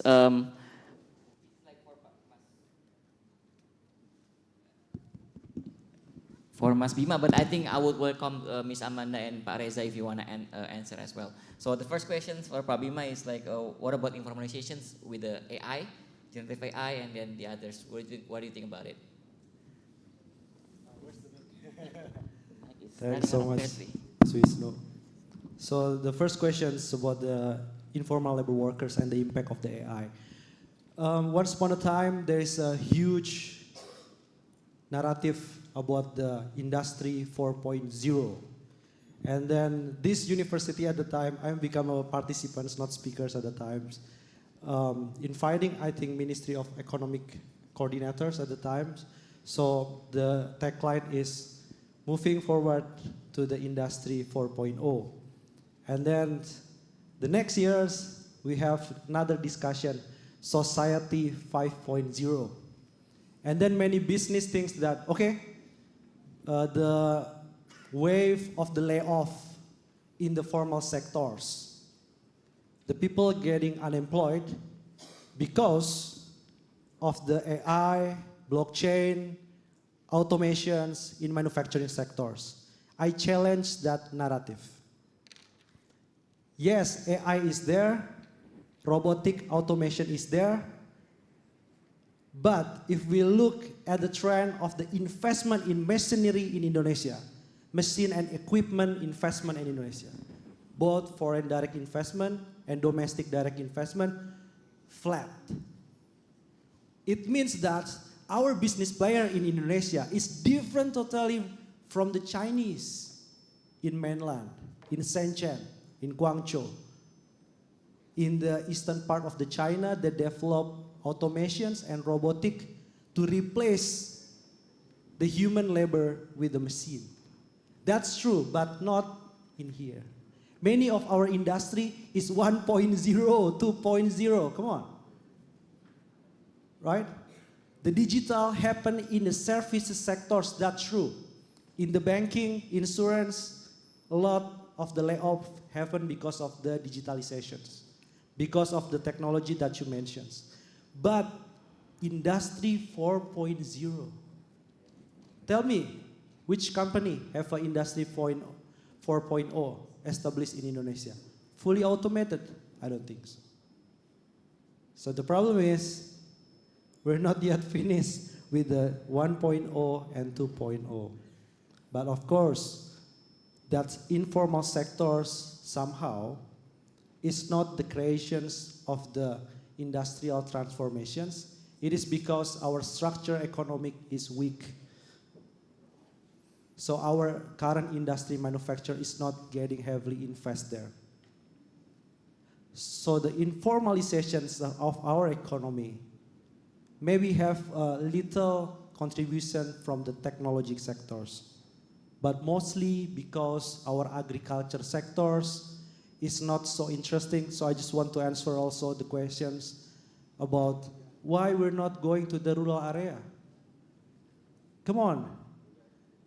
Any one of you want to go back as a farmers, or at least trading agricultural products in the village, not as a farmers?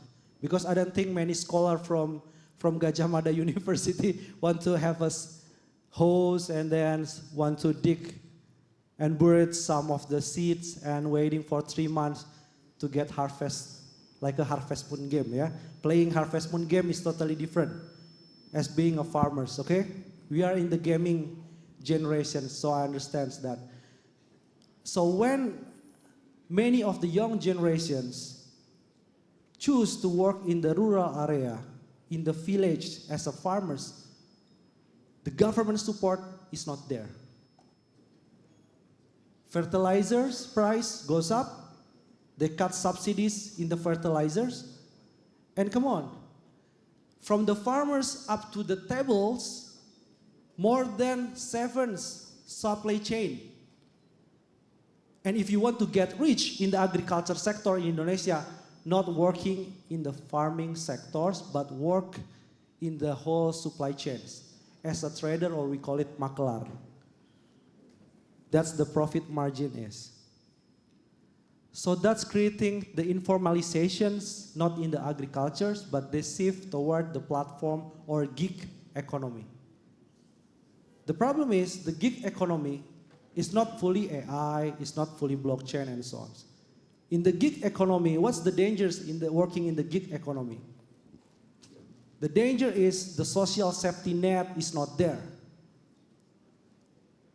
Even right now, many of the online drivers, ojol and courier, they receive wages lower than minimum wages in regional levels. So back again to your questions. Yes, we need to advance into AI, we need to advance into more advanced technology, robotic and so on. But the question is, do the government support that? with the lower credit facilities, with the increasing correctness fiscal incentive to the more advanced technology, in the research and developments? I don't think so. You can look, the research and development budget compared with the GDP, still low. So before moving to that sections, we need to increase the structure of our economy first. Manufacturing sectors and the people in the agricultures deserve a lot of the help from the governments. So it's not like a motto or like a jargon that, okay, we need to go back, youngster in here, you need to go back to the village. And then after 1 year, you get back again to me and say that you only talking. The one that in the village didn't have much wages compared with the urban levels. The statistics already shows that. What goes wrong? Because the manufacturing sectors is not going in the village, and the people that hopeless for job going for the low wages in the gig economy. So I'm not anti-digitalization, I'm not anti all the technological advance, but that should be increasing our economic structure more solid, not like here. So that's my reflections on why I'm moving to the village right now. So I live nearby the Magelang village, between Yogyakarta and Magelang border. I see it every day. Farmers is not prospect job for the young generations. And that's the government mistakes. Thank you. Thank you, Mr. Bima. Miss Amanda, can I add like about the informatizations and also the AI based on experience and I education? won't comment on AI because Sure. I'm no expert on that. Okay, But please. maybe just to address the question about rural versus urban. I think on my travels in Indonesia, I have actually engaged with some of the most exciting and interesting work happening in rural areas, which is linked to sustainability and the global desire for sustainable products and sustainable supply chains. So people are really, really wanting to green their supply chains, whether it's chocolates, whether it's cocoa, coffee, nickel. You know, at some point people are going to be wanting to buy sustainable nickel. And they look to Indonesia as a place where they might be able to purchase and buy those products, whether they're a consumer, an ordinary consumer in the UK, or whether they're a company, or whether they're a government in the West. So I think there's a huge amount of interest in those local level initiatives about building in sustainability into supply chains, and I think that's where some really interesting work is happening. And not just markets, but also science and research. You know, Indonesia has some of the world's most abundant biodiversity, both terrestrial and marine. Huge amounts of research is going on. We don't even know 10% of what is there, you know, in terms of species identification in Papua, for example. And the opportunities in terms of disease, understanding disease and pandemics and treatments are absolutely enormous. And I think there's some really, really interesting career opportunities for people in those fields in Indonesia. All right, thank you, Miss Amanda. Next, Pak Reza, if you want to add some for the informalizations and... Thank you. Yeah. I would like to answer the question on how to prepare for technological progress. I think one of the audience asked about that. So if we look at from the supply side of the labor market, which is the labor supply, actually, maybe this is a bit rough, yeah? 1 out of 5 in the labor force, they have university education. So, or perhaps a bit less, yeah? 15%, 10 to 15%. So, and some of these graduates, they are actually from STEM related graduates. So they are ready for that technological change in the labor market. So supports like R&D, commercialization, innovation, support. Those are interventions from the government that can be envisaged. Now we have the other part of the labor market where there is still room to grow in terms of equipping them with market relevant skills. And these are those in the labor market, in the labor force that have, at most high school degree or less. And this is the majority of our labor force. And the millennials cohort, for the millennials cohort, it's about also 70% or 75%. So students in this room are actually the privileged few in Indonesian society. Yeah.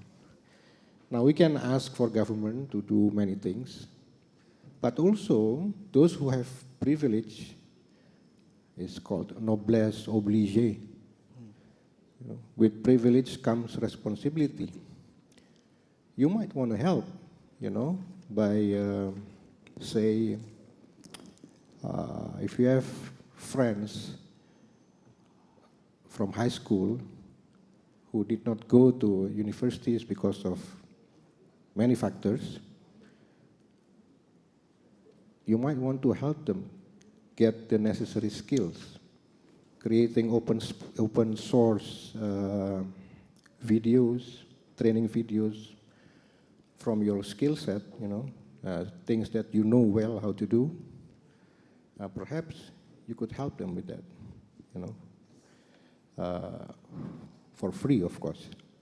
So that's, from the community base. But from the government side, of course, TVET, TVET intervention and promoting market-relevant education and also social protection that help them, these workers with less education, to manage their upskilling or reskilling need. Given that it is difficult for you if you have to work day in, day out,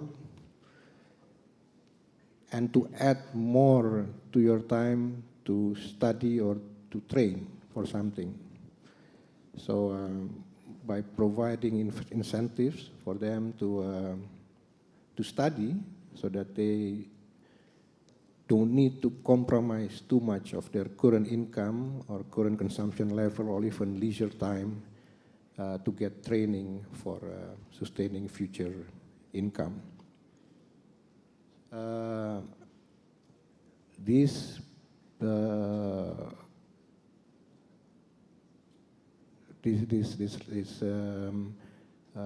segment of the workforce need that training, upskilling and reskilling to be more competitive to today's global economy. I think that would be my answer, Pak. Thank you, Pak Reza, for your answers. We have like 2 more questions. I think we can just like sum it into like one big questions. One is like we discussed in the room, like about entrepreneurship, like really expand, but like just living day by day. And the second one, whether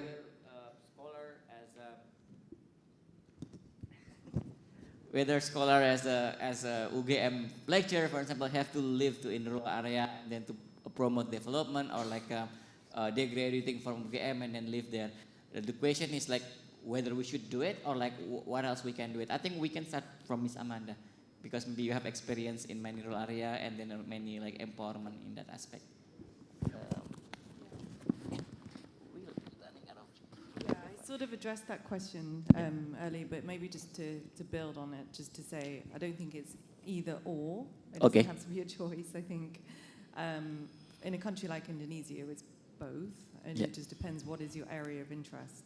I think there is as much cutting edge, innovative, exciting, globally significant work happening in rural parts of Indonesia that I visited as in urban areas. Yeah. Okay. How about Pak Reza? You want to add something about the survivorship and also the living in rural area? Yeah, I think promoting non-farm rural jobs will be necessary, to ensure that workers in the rural area can stay in the rural area and have decent jobs in the rural area, not exclusively, farming. Many growth opportunities, especially from the environmental sector, like you have what is called, say, carbon sequestration, for example, in the rural areas. We can promote activities such as this, because it creates jobs, it absorbs jobs, and also the sequestered carbon can be sold in the carbon market. So it could be a new source of export for Indonesia. So you are exporting sequestered carbon. That's new. That's an opportunity, going forward. Of course, not now, because it's still regulations are still needed to have that. Strengthening the regulatory framework for that is still going on with the government. So promoting non-farm rural activities, that is important. Yeah. Thank you, Pak Reza. Lastly, Mr. Bima, Pak, Mas Bima. About the entrepreneurship, right, Mas Wisnu? So how many of you want to become entrepreneurs? Raise your hands if you want to become entrepreneurs. Come on. Oh, that's a lot. Okay, like 80%. Roughly. Like a fast survey without any confirmations. Okay, the second question is, how many of you want to have entrepreneurial spirit? How many of you want to have entrepreneurial spirit? No one? Come on, only 30%. So this is an interesting debate. Being entrepreneurs, but if you still have the old paradigm, old ways to the business, old way to do the managements, you cannot compete. That's the reasons many of the entrepreneurs in Indonesia, you know kepepet? It's like a force major, okay? So if you get laid off, if you very hard to get CPNS, you didn't pass that test, or even it's very difficult to get a lecture like Mas Wisnu here. I'm afraid I'm not competent as a lecturer. I failed to enter. That's why I never apply for the lecture in Gajah Mada, right? Understand, right? So I prepare to be entrepreneurs. So that's why many entrepreneurs in Indonesia is in the survival mode. They only sell for tomorrow, or even only the day after tomorrow. So they live day by day. If they get like a wedding ceremonies, if they get like a cultural event, the store is closed. So they didn't receive any kind of money that day. So that's the conditions of the entrepreneur in Indonesia. But I challenge all of you to study more entrepreneurial spirit. Even the one that work in the governments, even the one that works in the academics, also need entrepreneurial spirit. For instance, right? So if I'm working in the consultant or in the academics, have an entrepreneurial spirit, I will tell that why Celios and Faculty of Economics in Gajah Mada didn't have like a joint proposal to submit to the organization, international organization, and so on, about the energy transitions, for the just transitions, and so on. That's kind of the entrepreneurial spirit. Even you're working as a government, work as a ISN, civil servants, if you have specific entrepreneurial spirit, you can excel up. Your career will be advanced. So that's the two different things. Many of us think that, oh, entrepreneurs opening up startup. Oh, entrepreneurs continuing with the family business and so on. I don't think Indonesia in that sense right now in the good shape. Because our ratio of entrepreneurs right now is only 3.7%. Perhaps this year will be 4%. And the average entrepreneurs ratio in the developed countries is 12%. So we are far away to become entrepreneurial state in terms of the ratio of people work as entrepreneurs. But I do believe it's up to you guys to work in the academics as a lecturer like Mas Wisnu, Mas Gumilang, or work in the state-owned enterprise, work in the government, work in company. But once you have entrepreneur skill and entrepreneur spirit, I think that will be your value added in the future career. I think that's Indonesia right now need the most. Because not everyone need to be entrepreneurs. But everyone should have entrepreneurial skill, set, or spirit. That's my text. Thank you, Mas Wisnu. Thank you, Mas Bima. Big applause for the answer from the panelists. I think I can welcome 3 more questions, right? Like lady over there. Helga over here, my student. And yeah, with the white shirt. Okay. Please, concise. Okay, thank you. First, for all the speakers, including the keynote speaker, Pak Amih, because interesting data. So my question is for Bu Amanda and Pak Riza, how do you make sure that any cooperation is basically preventing problems when it using data?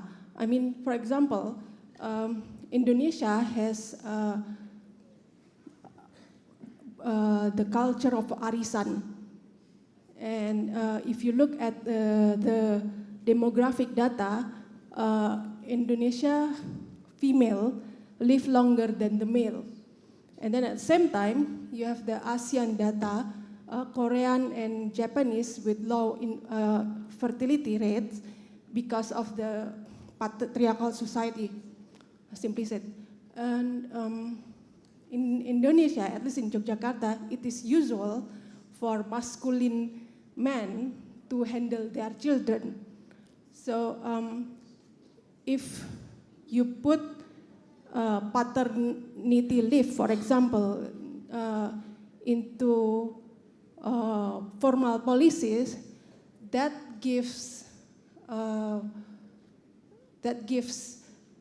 value to the care economy, and that also gives women more opportunity to amass, to get more money, to get more finance into their capital, and in the long run, when they become a senior citizen, they can become not a burden, but funders for social projects or for economical projects. What policies that is, let's say, help child rearing, human development, not only a maternity matter, but also a paternity matter. And also perhaps for Celius, what can be done to make, to encourage entrepreneurship that is however small it is, it generates less plastic trash. Because if you look at in Jogja, for example, there's a lot of jualan teh,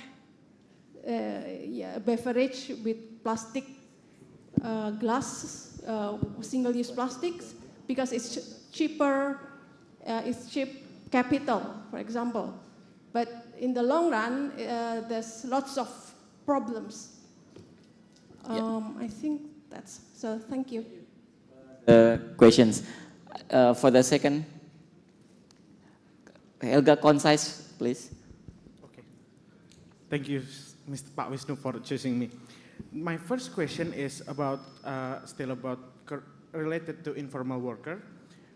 In times of economic instability, informal workers are among the most vulnerable to income reduction and lack of protection. What concerted step can be taken to support their well-being?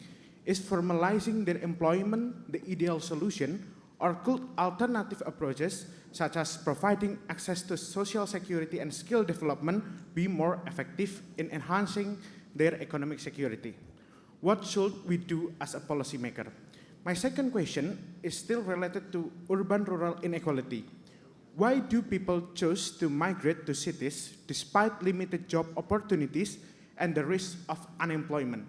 Is this decision purely rational decision because of potentially higher wage as suggested by Michael Todaro migration model, even though it may lead to new issues like the growth of slum area in a cities area?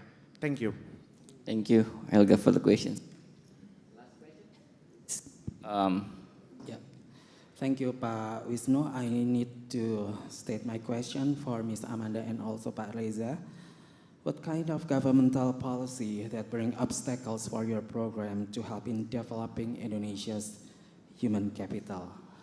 I'm pretty sure that your organization has ever faced that and how to resolve that. And I want to state my complimentary about Pak Bima expository. You give us so much trigger of spirit and powerful. Thank you. Thank you, Pak. Our speakers, because Mas Bima just like mentioned me, like you have to answer the gender questions. Okay, I think I can like give some insight. Like our governments through the Ministry of Finance and 10P2K actually just a couple days ago discussing like how we build care economy. That's actually one way solution or like one solutions to improve child rearing conditions. Myself actually just discussed Bu Eni just a couple minutes ago. We want to do research on the cost of child rearing in Indonesia, especially for women. Like because many cases like women when do child rearing they don't come back to the labor market. My wife is actually the example. Like after child rearing like 3 years, 4 years, it's like too hard to catch up, catching up with the labor market. And then like the skilling is actually not really match up between the one that when she left and then the current conditions. So what we discussed on that night is like whether government can provide like supporting like care economies, for example, like a child care or like a daycare or even like skilling for the woman that leave the labor markets after they actually have a children. Right now we have prakerja, right? Like that's actually I'm pushing Bu Deni multiple times. Bu, please give like one specific policy for the women that actually leave the labor market because they do child rearing, trainings for them, make sure like they actually have a updated versions of the skill that they need to do. And unfortunately, like now it's not happened yet, but it's already there. You know, like they listen. At least they know the conditions for that issues, and then hopefully in the future, hopefully for the next presidential, Pak Prabowo and Mas Gibran can have this issue up to date because they have like many ministries for women empowerment and children as well. So maybe this care economy issues can be tackled in the future. Now, I give back to the panelists. We have like several questions. Maybe we can just wrap up into like one big questions. Bu Amanda, they have like questions about the care economy, entrepreneurships, also informal workers, and also government policy. Please welcome. I welcome you to answer whenever you or whatever you want to answer. Please, Okay. Bu Amanda. I think I'll start with the question from the lady in the white about, I think the question was really around do no harm and how we can make sure that our policies and our activities are not inadvertently making things worse. And you mentioned data in Indonesia and across ASEAN. And that's really important to us. And that's something that we do strive to do, is data-driven policy making, data and evidence-based policy making, so that we are actually taking the time to do the diagnostic work in the countries that we wish to work with, and understanding the nuances and the differences between them.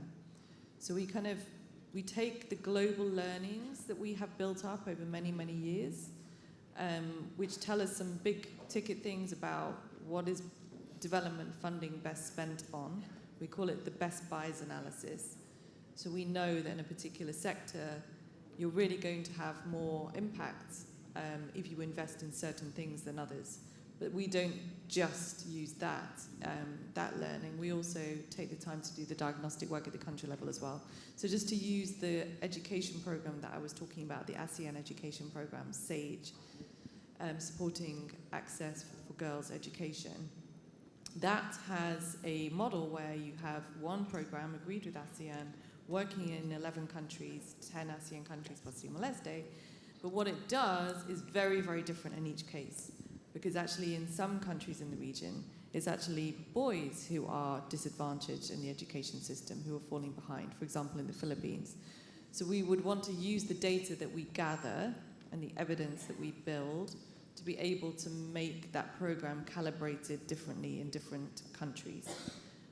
For the very reason that you say, that we want to make sure that we're not inadvertently causing things to get worse because of our interventions. And then the other important part of it is the measuring and the evaluation. So keeping the program flexible, making sure that we are achieving the things that we set out to achieve, independently monitoring, verifying, analyzing the results, changing course if it is not working, and doing something, be ready to do something differently. So just staying very alive to what the new learnings, new data, new evidence is telling us, and keep the programs and the interventions flexible enough to be able to stop, change, do something completely different if we need to. Okay, thank you, Ms. Amanda. Maybe Pak Reza can answer like the big three questions. It's feel like the government policy and development for human capital accelerations. Yeah. Of course, for human capital, as what I've mentioned earlier, we can focus on the high skill part, which the university students, so you are here, so STEM education, research on your part, how to promote you to be good researchers, that would then lead to more product or process innovations that would improve productivity, for example. But the challenge is more on the low skill or middle skill part of the labor force, which needs upskilling and reskilling, especially if they have already in the job market, in the labor market. These informal workers, for example, how can they reskill or upgrade their skills so they can become more competitive in the labor market without sacrificing too much of their current income? That's the key question, because they cannot go for training or TFAT training, for example, if they have to work. They have to work from 7 in the morning until 7 at night.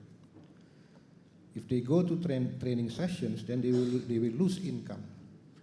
But that particular training session is important for him or her to smooth consumption or income over time. So the idea of social protection, cash plus social protection, to enable them to reskill, to upgrade their skill, so that it's more market relevant is important. Secondly, of course, the demand side of the labor market. This has to do with investment climate. How you improve investment climate so that more factories can be built, more investment will come to Indonesia, and also more profitable to invest in Indonesia and create jobs. So that's the the demand side part. So we work on the supply side and also on the demand side. Now, with regards to gender again, say young mothers, young mothers in the urban area with social protection, cash plus social protection, for example, that can give access to these young mothers for trainings. For example, in making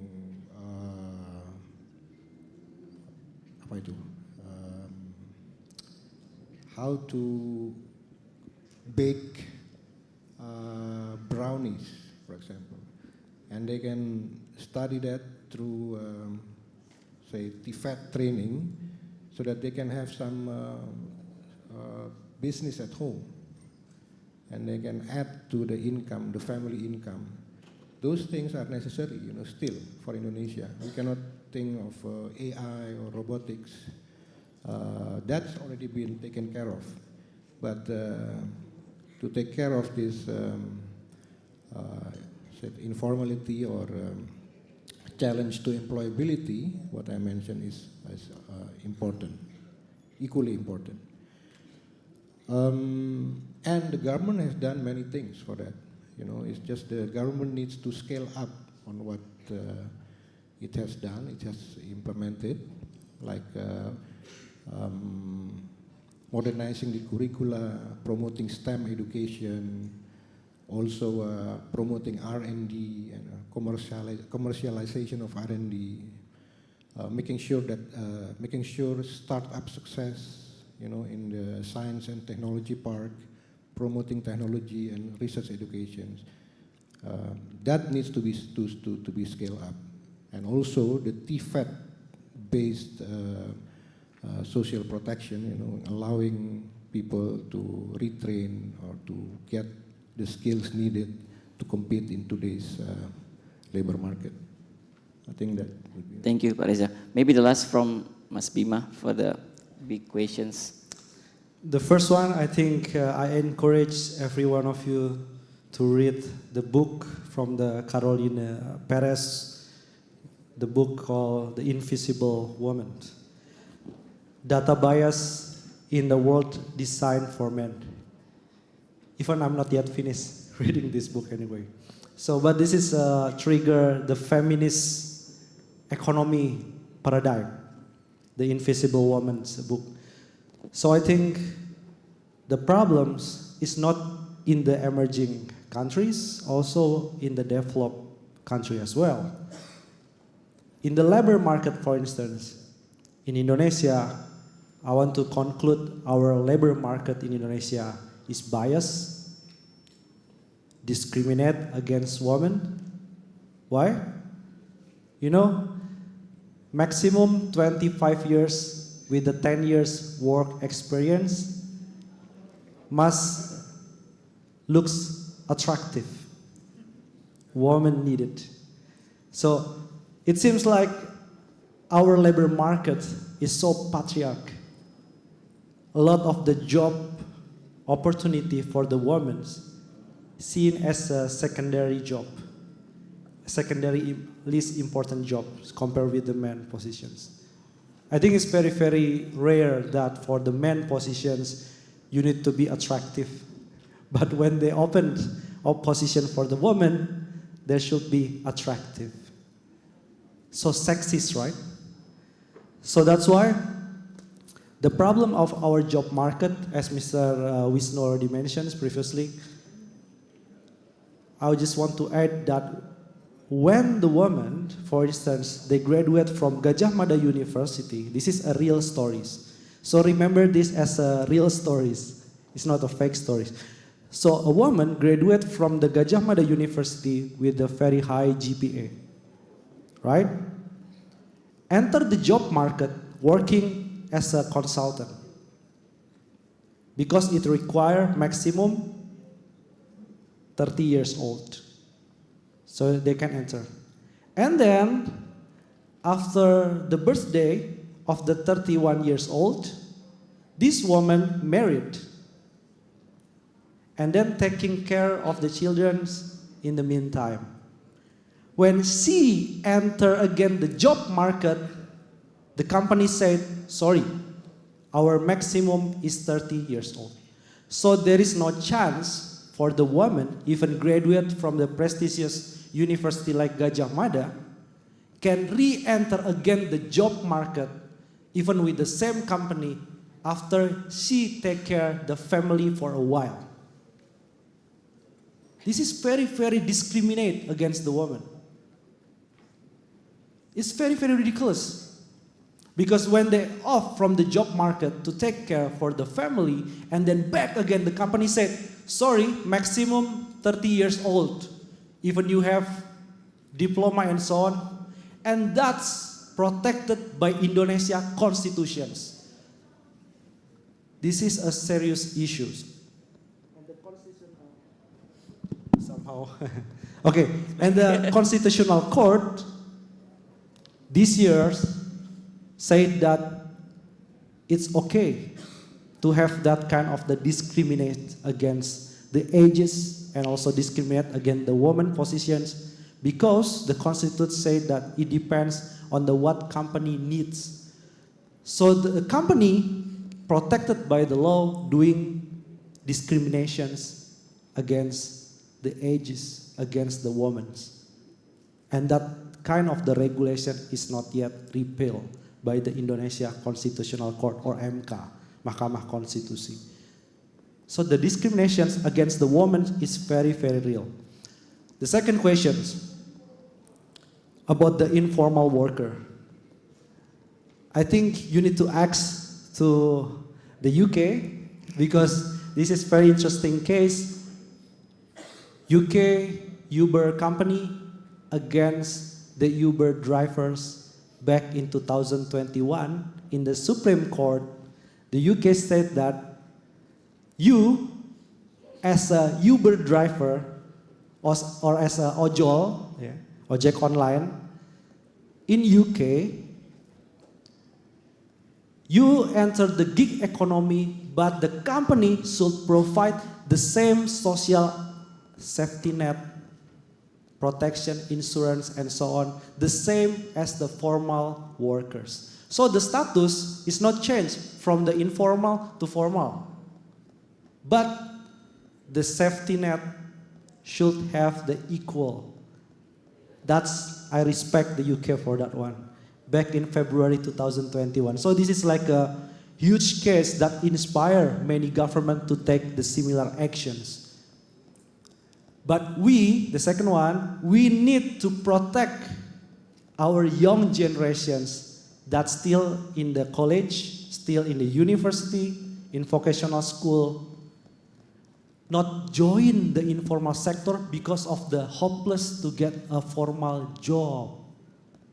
So the existing informal labor should have more protections from the government, from the company, but we also encourage the university, the vocational school, not to enter the informal sectors because of the hopeless. But if you enter the informal sectors because you are famous influencer, because you are famous celebgram, that's your choice. But if you become a TikTok seller because you don't succeeded in the CPNS test, that's a problem. Understand? So that's the two things we need to go. Okay? I think the other about the urbanization and so on, about the migrations, I already, in previous panel, already answered that question as well. Thank you so much. Thank you. Briefly add on the urbanization question. seeing as it was asked a slightly different way again.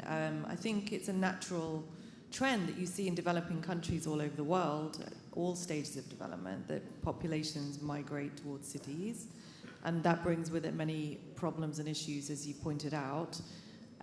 Those choices, though, are based on rational, logical observations about the opportunities that are brought with moving to cities, whether it's economic opportunities or better health services, better education services that are available in those cities. So I think quite often the benefits do outweigh the downsides. Then the problem becomes, how do you manage those population movements in a sustainable way? That's the question for policymakers. So how do you make your cities more adequately constructed, add more adequate infrastructure, and inclusive transport links, affordable housing, in order to mitigate the risks that you talk about that come with rapid urbanization and overcrowding in cities. So I think the problem should be put onto policymakers and how you design the cities of the future. We've actually got a new program that we're launching later this year called the Future Cities Program. They'll be working with cities like Surabaya and EKN on thinking about how to address some of these issues when you do expect to have populations migrating in Indonesia to more urban areas. Yeah, thank you, Ms. Amanda. Pak Reza, you want to add more or no? Okay. I think a very big applause for all our panelists and also discussions. Very insightful informations, answers. Before I close all our discussion, I would like to add like several point from Pak Ami, from Pak Arsyad Rashid, and then also for all three speakers here. That one is like education is so matters, right? Whether it's like elementary or like a higher education, university. But the main point that we need to address for education is like how we augment, how we accumulate the newest or like the current skill set for the people. Whether it's gonna be related to labor market or like are we gonna, like Pak Arsyad Rashid mentioned, that we decide what we gonna do with labor markets. So basically the mismatch is not happening, right? And then I also want to highlight the environmental issues. Like we discussed a lot, and then this is like a big issue in our country.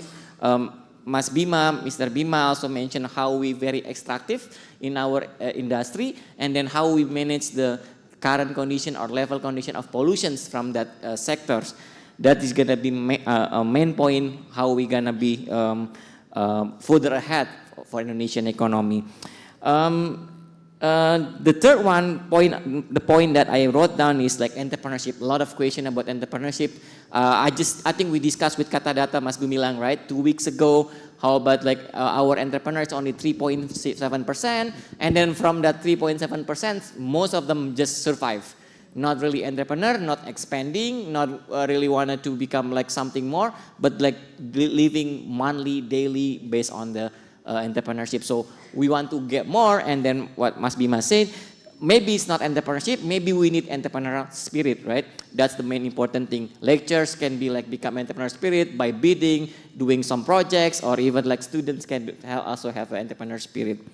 The next one that I want to point out is like how we empowering people, right? Ms. Amanda mentioned that this is important, especially like people with disability, minorities, and also disadvantaged people.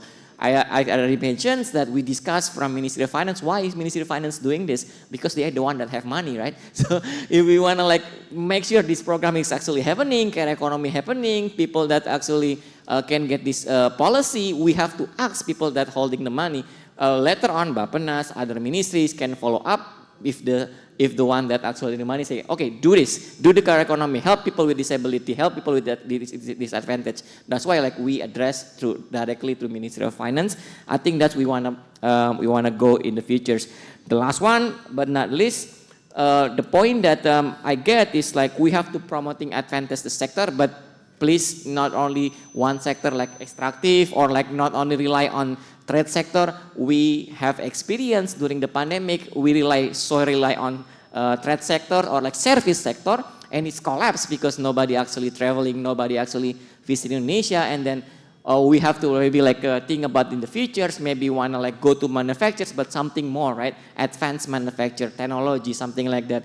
And that's from that aspect, we can have money, we have a funding to reinvest to our human capital, make sure like Indonesians have better capital. Our PISA score may be getting higher. Pak Ami highlight our PISA score is very low, and then we also discuss on that. And then there is a discussion, maybe you already know, like in the media, whether UN wanna be there or not. They actually discussed the last week, 7 days until night, whether it's actually being held again or not, because they concern like UN disappear. That's why PISA score actually declining. That's the reason.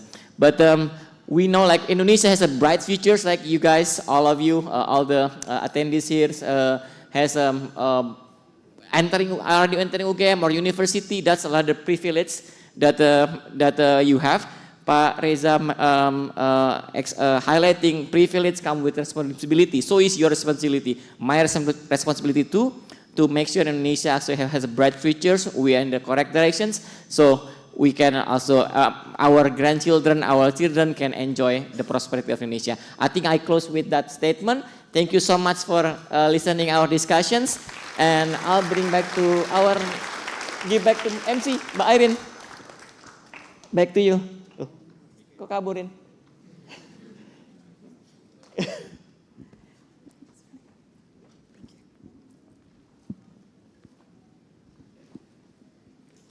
Thank you, Mr. Wisnu.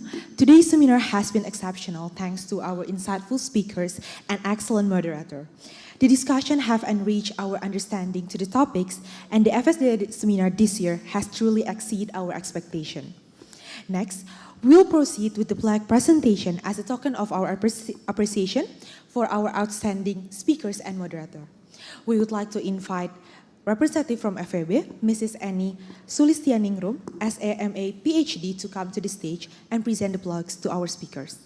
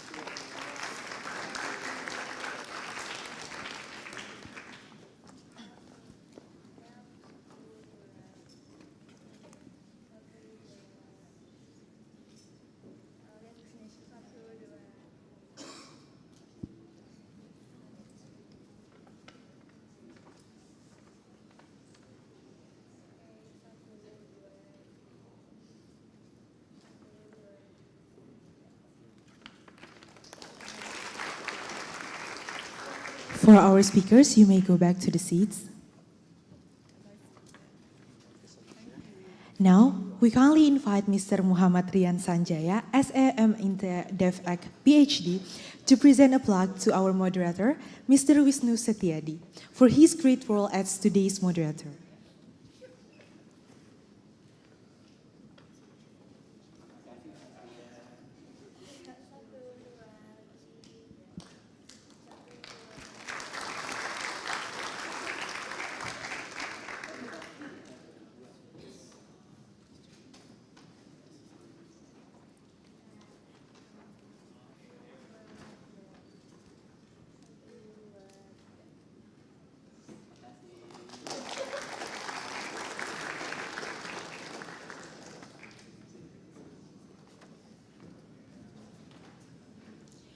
We have now concluded the seminar session for today's event. To close, we will enjoy a final performance from the Gajah Mada Chamber Orchestra featuring a piece titled Sky Full of Stars. Ladies and gentlemen, please give a big round of applause for Gajah Mada Chamber Orchestra.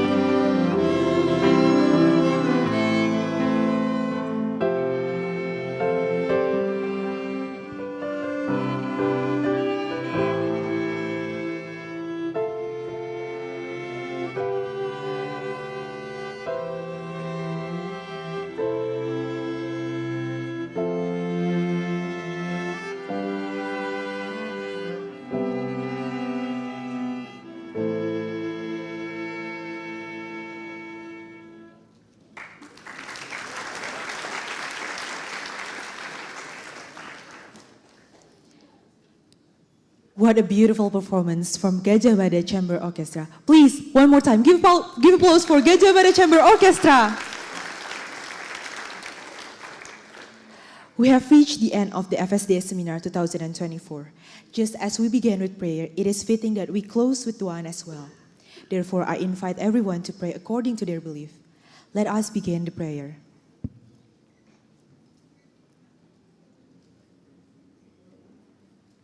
Thank you. We would like to express our deepest gratitude to Mr. Reza, Mr. Bima, Mrs. Amanda, Mr. Ami, and Mr. Wisnu for their presence today. We respectfully ask you to leave the auditorium and proceed to the designated area prepared by the committee. Once again, let us give a big round of applause to our extraordinary speakers.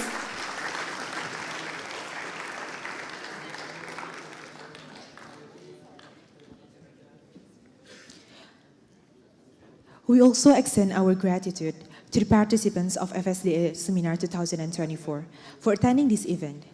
We invite the participants to exit the auditorium and take photos at the available photo booth for only 10,000 rupiah.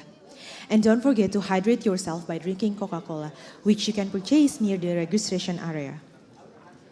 Special thanks to our sponsors, Bank Indonesia and Coca-Cola Euro-Pacific Partner, as well as our media partners, HIMA EP UNER, BEM FEB UGM, BPM FEB UGM, DES FEB Undip, Costa Via UI 180 Degrees Consulting UGM, ISM Imagama, Marketeers, UGM Asian Society, UGM MUN, BPPM Equilibrium. Thank you for your support in making this event a success.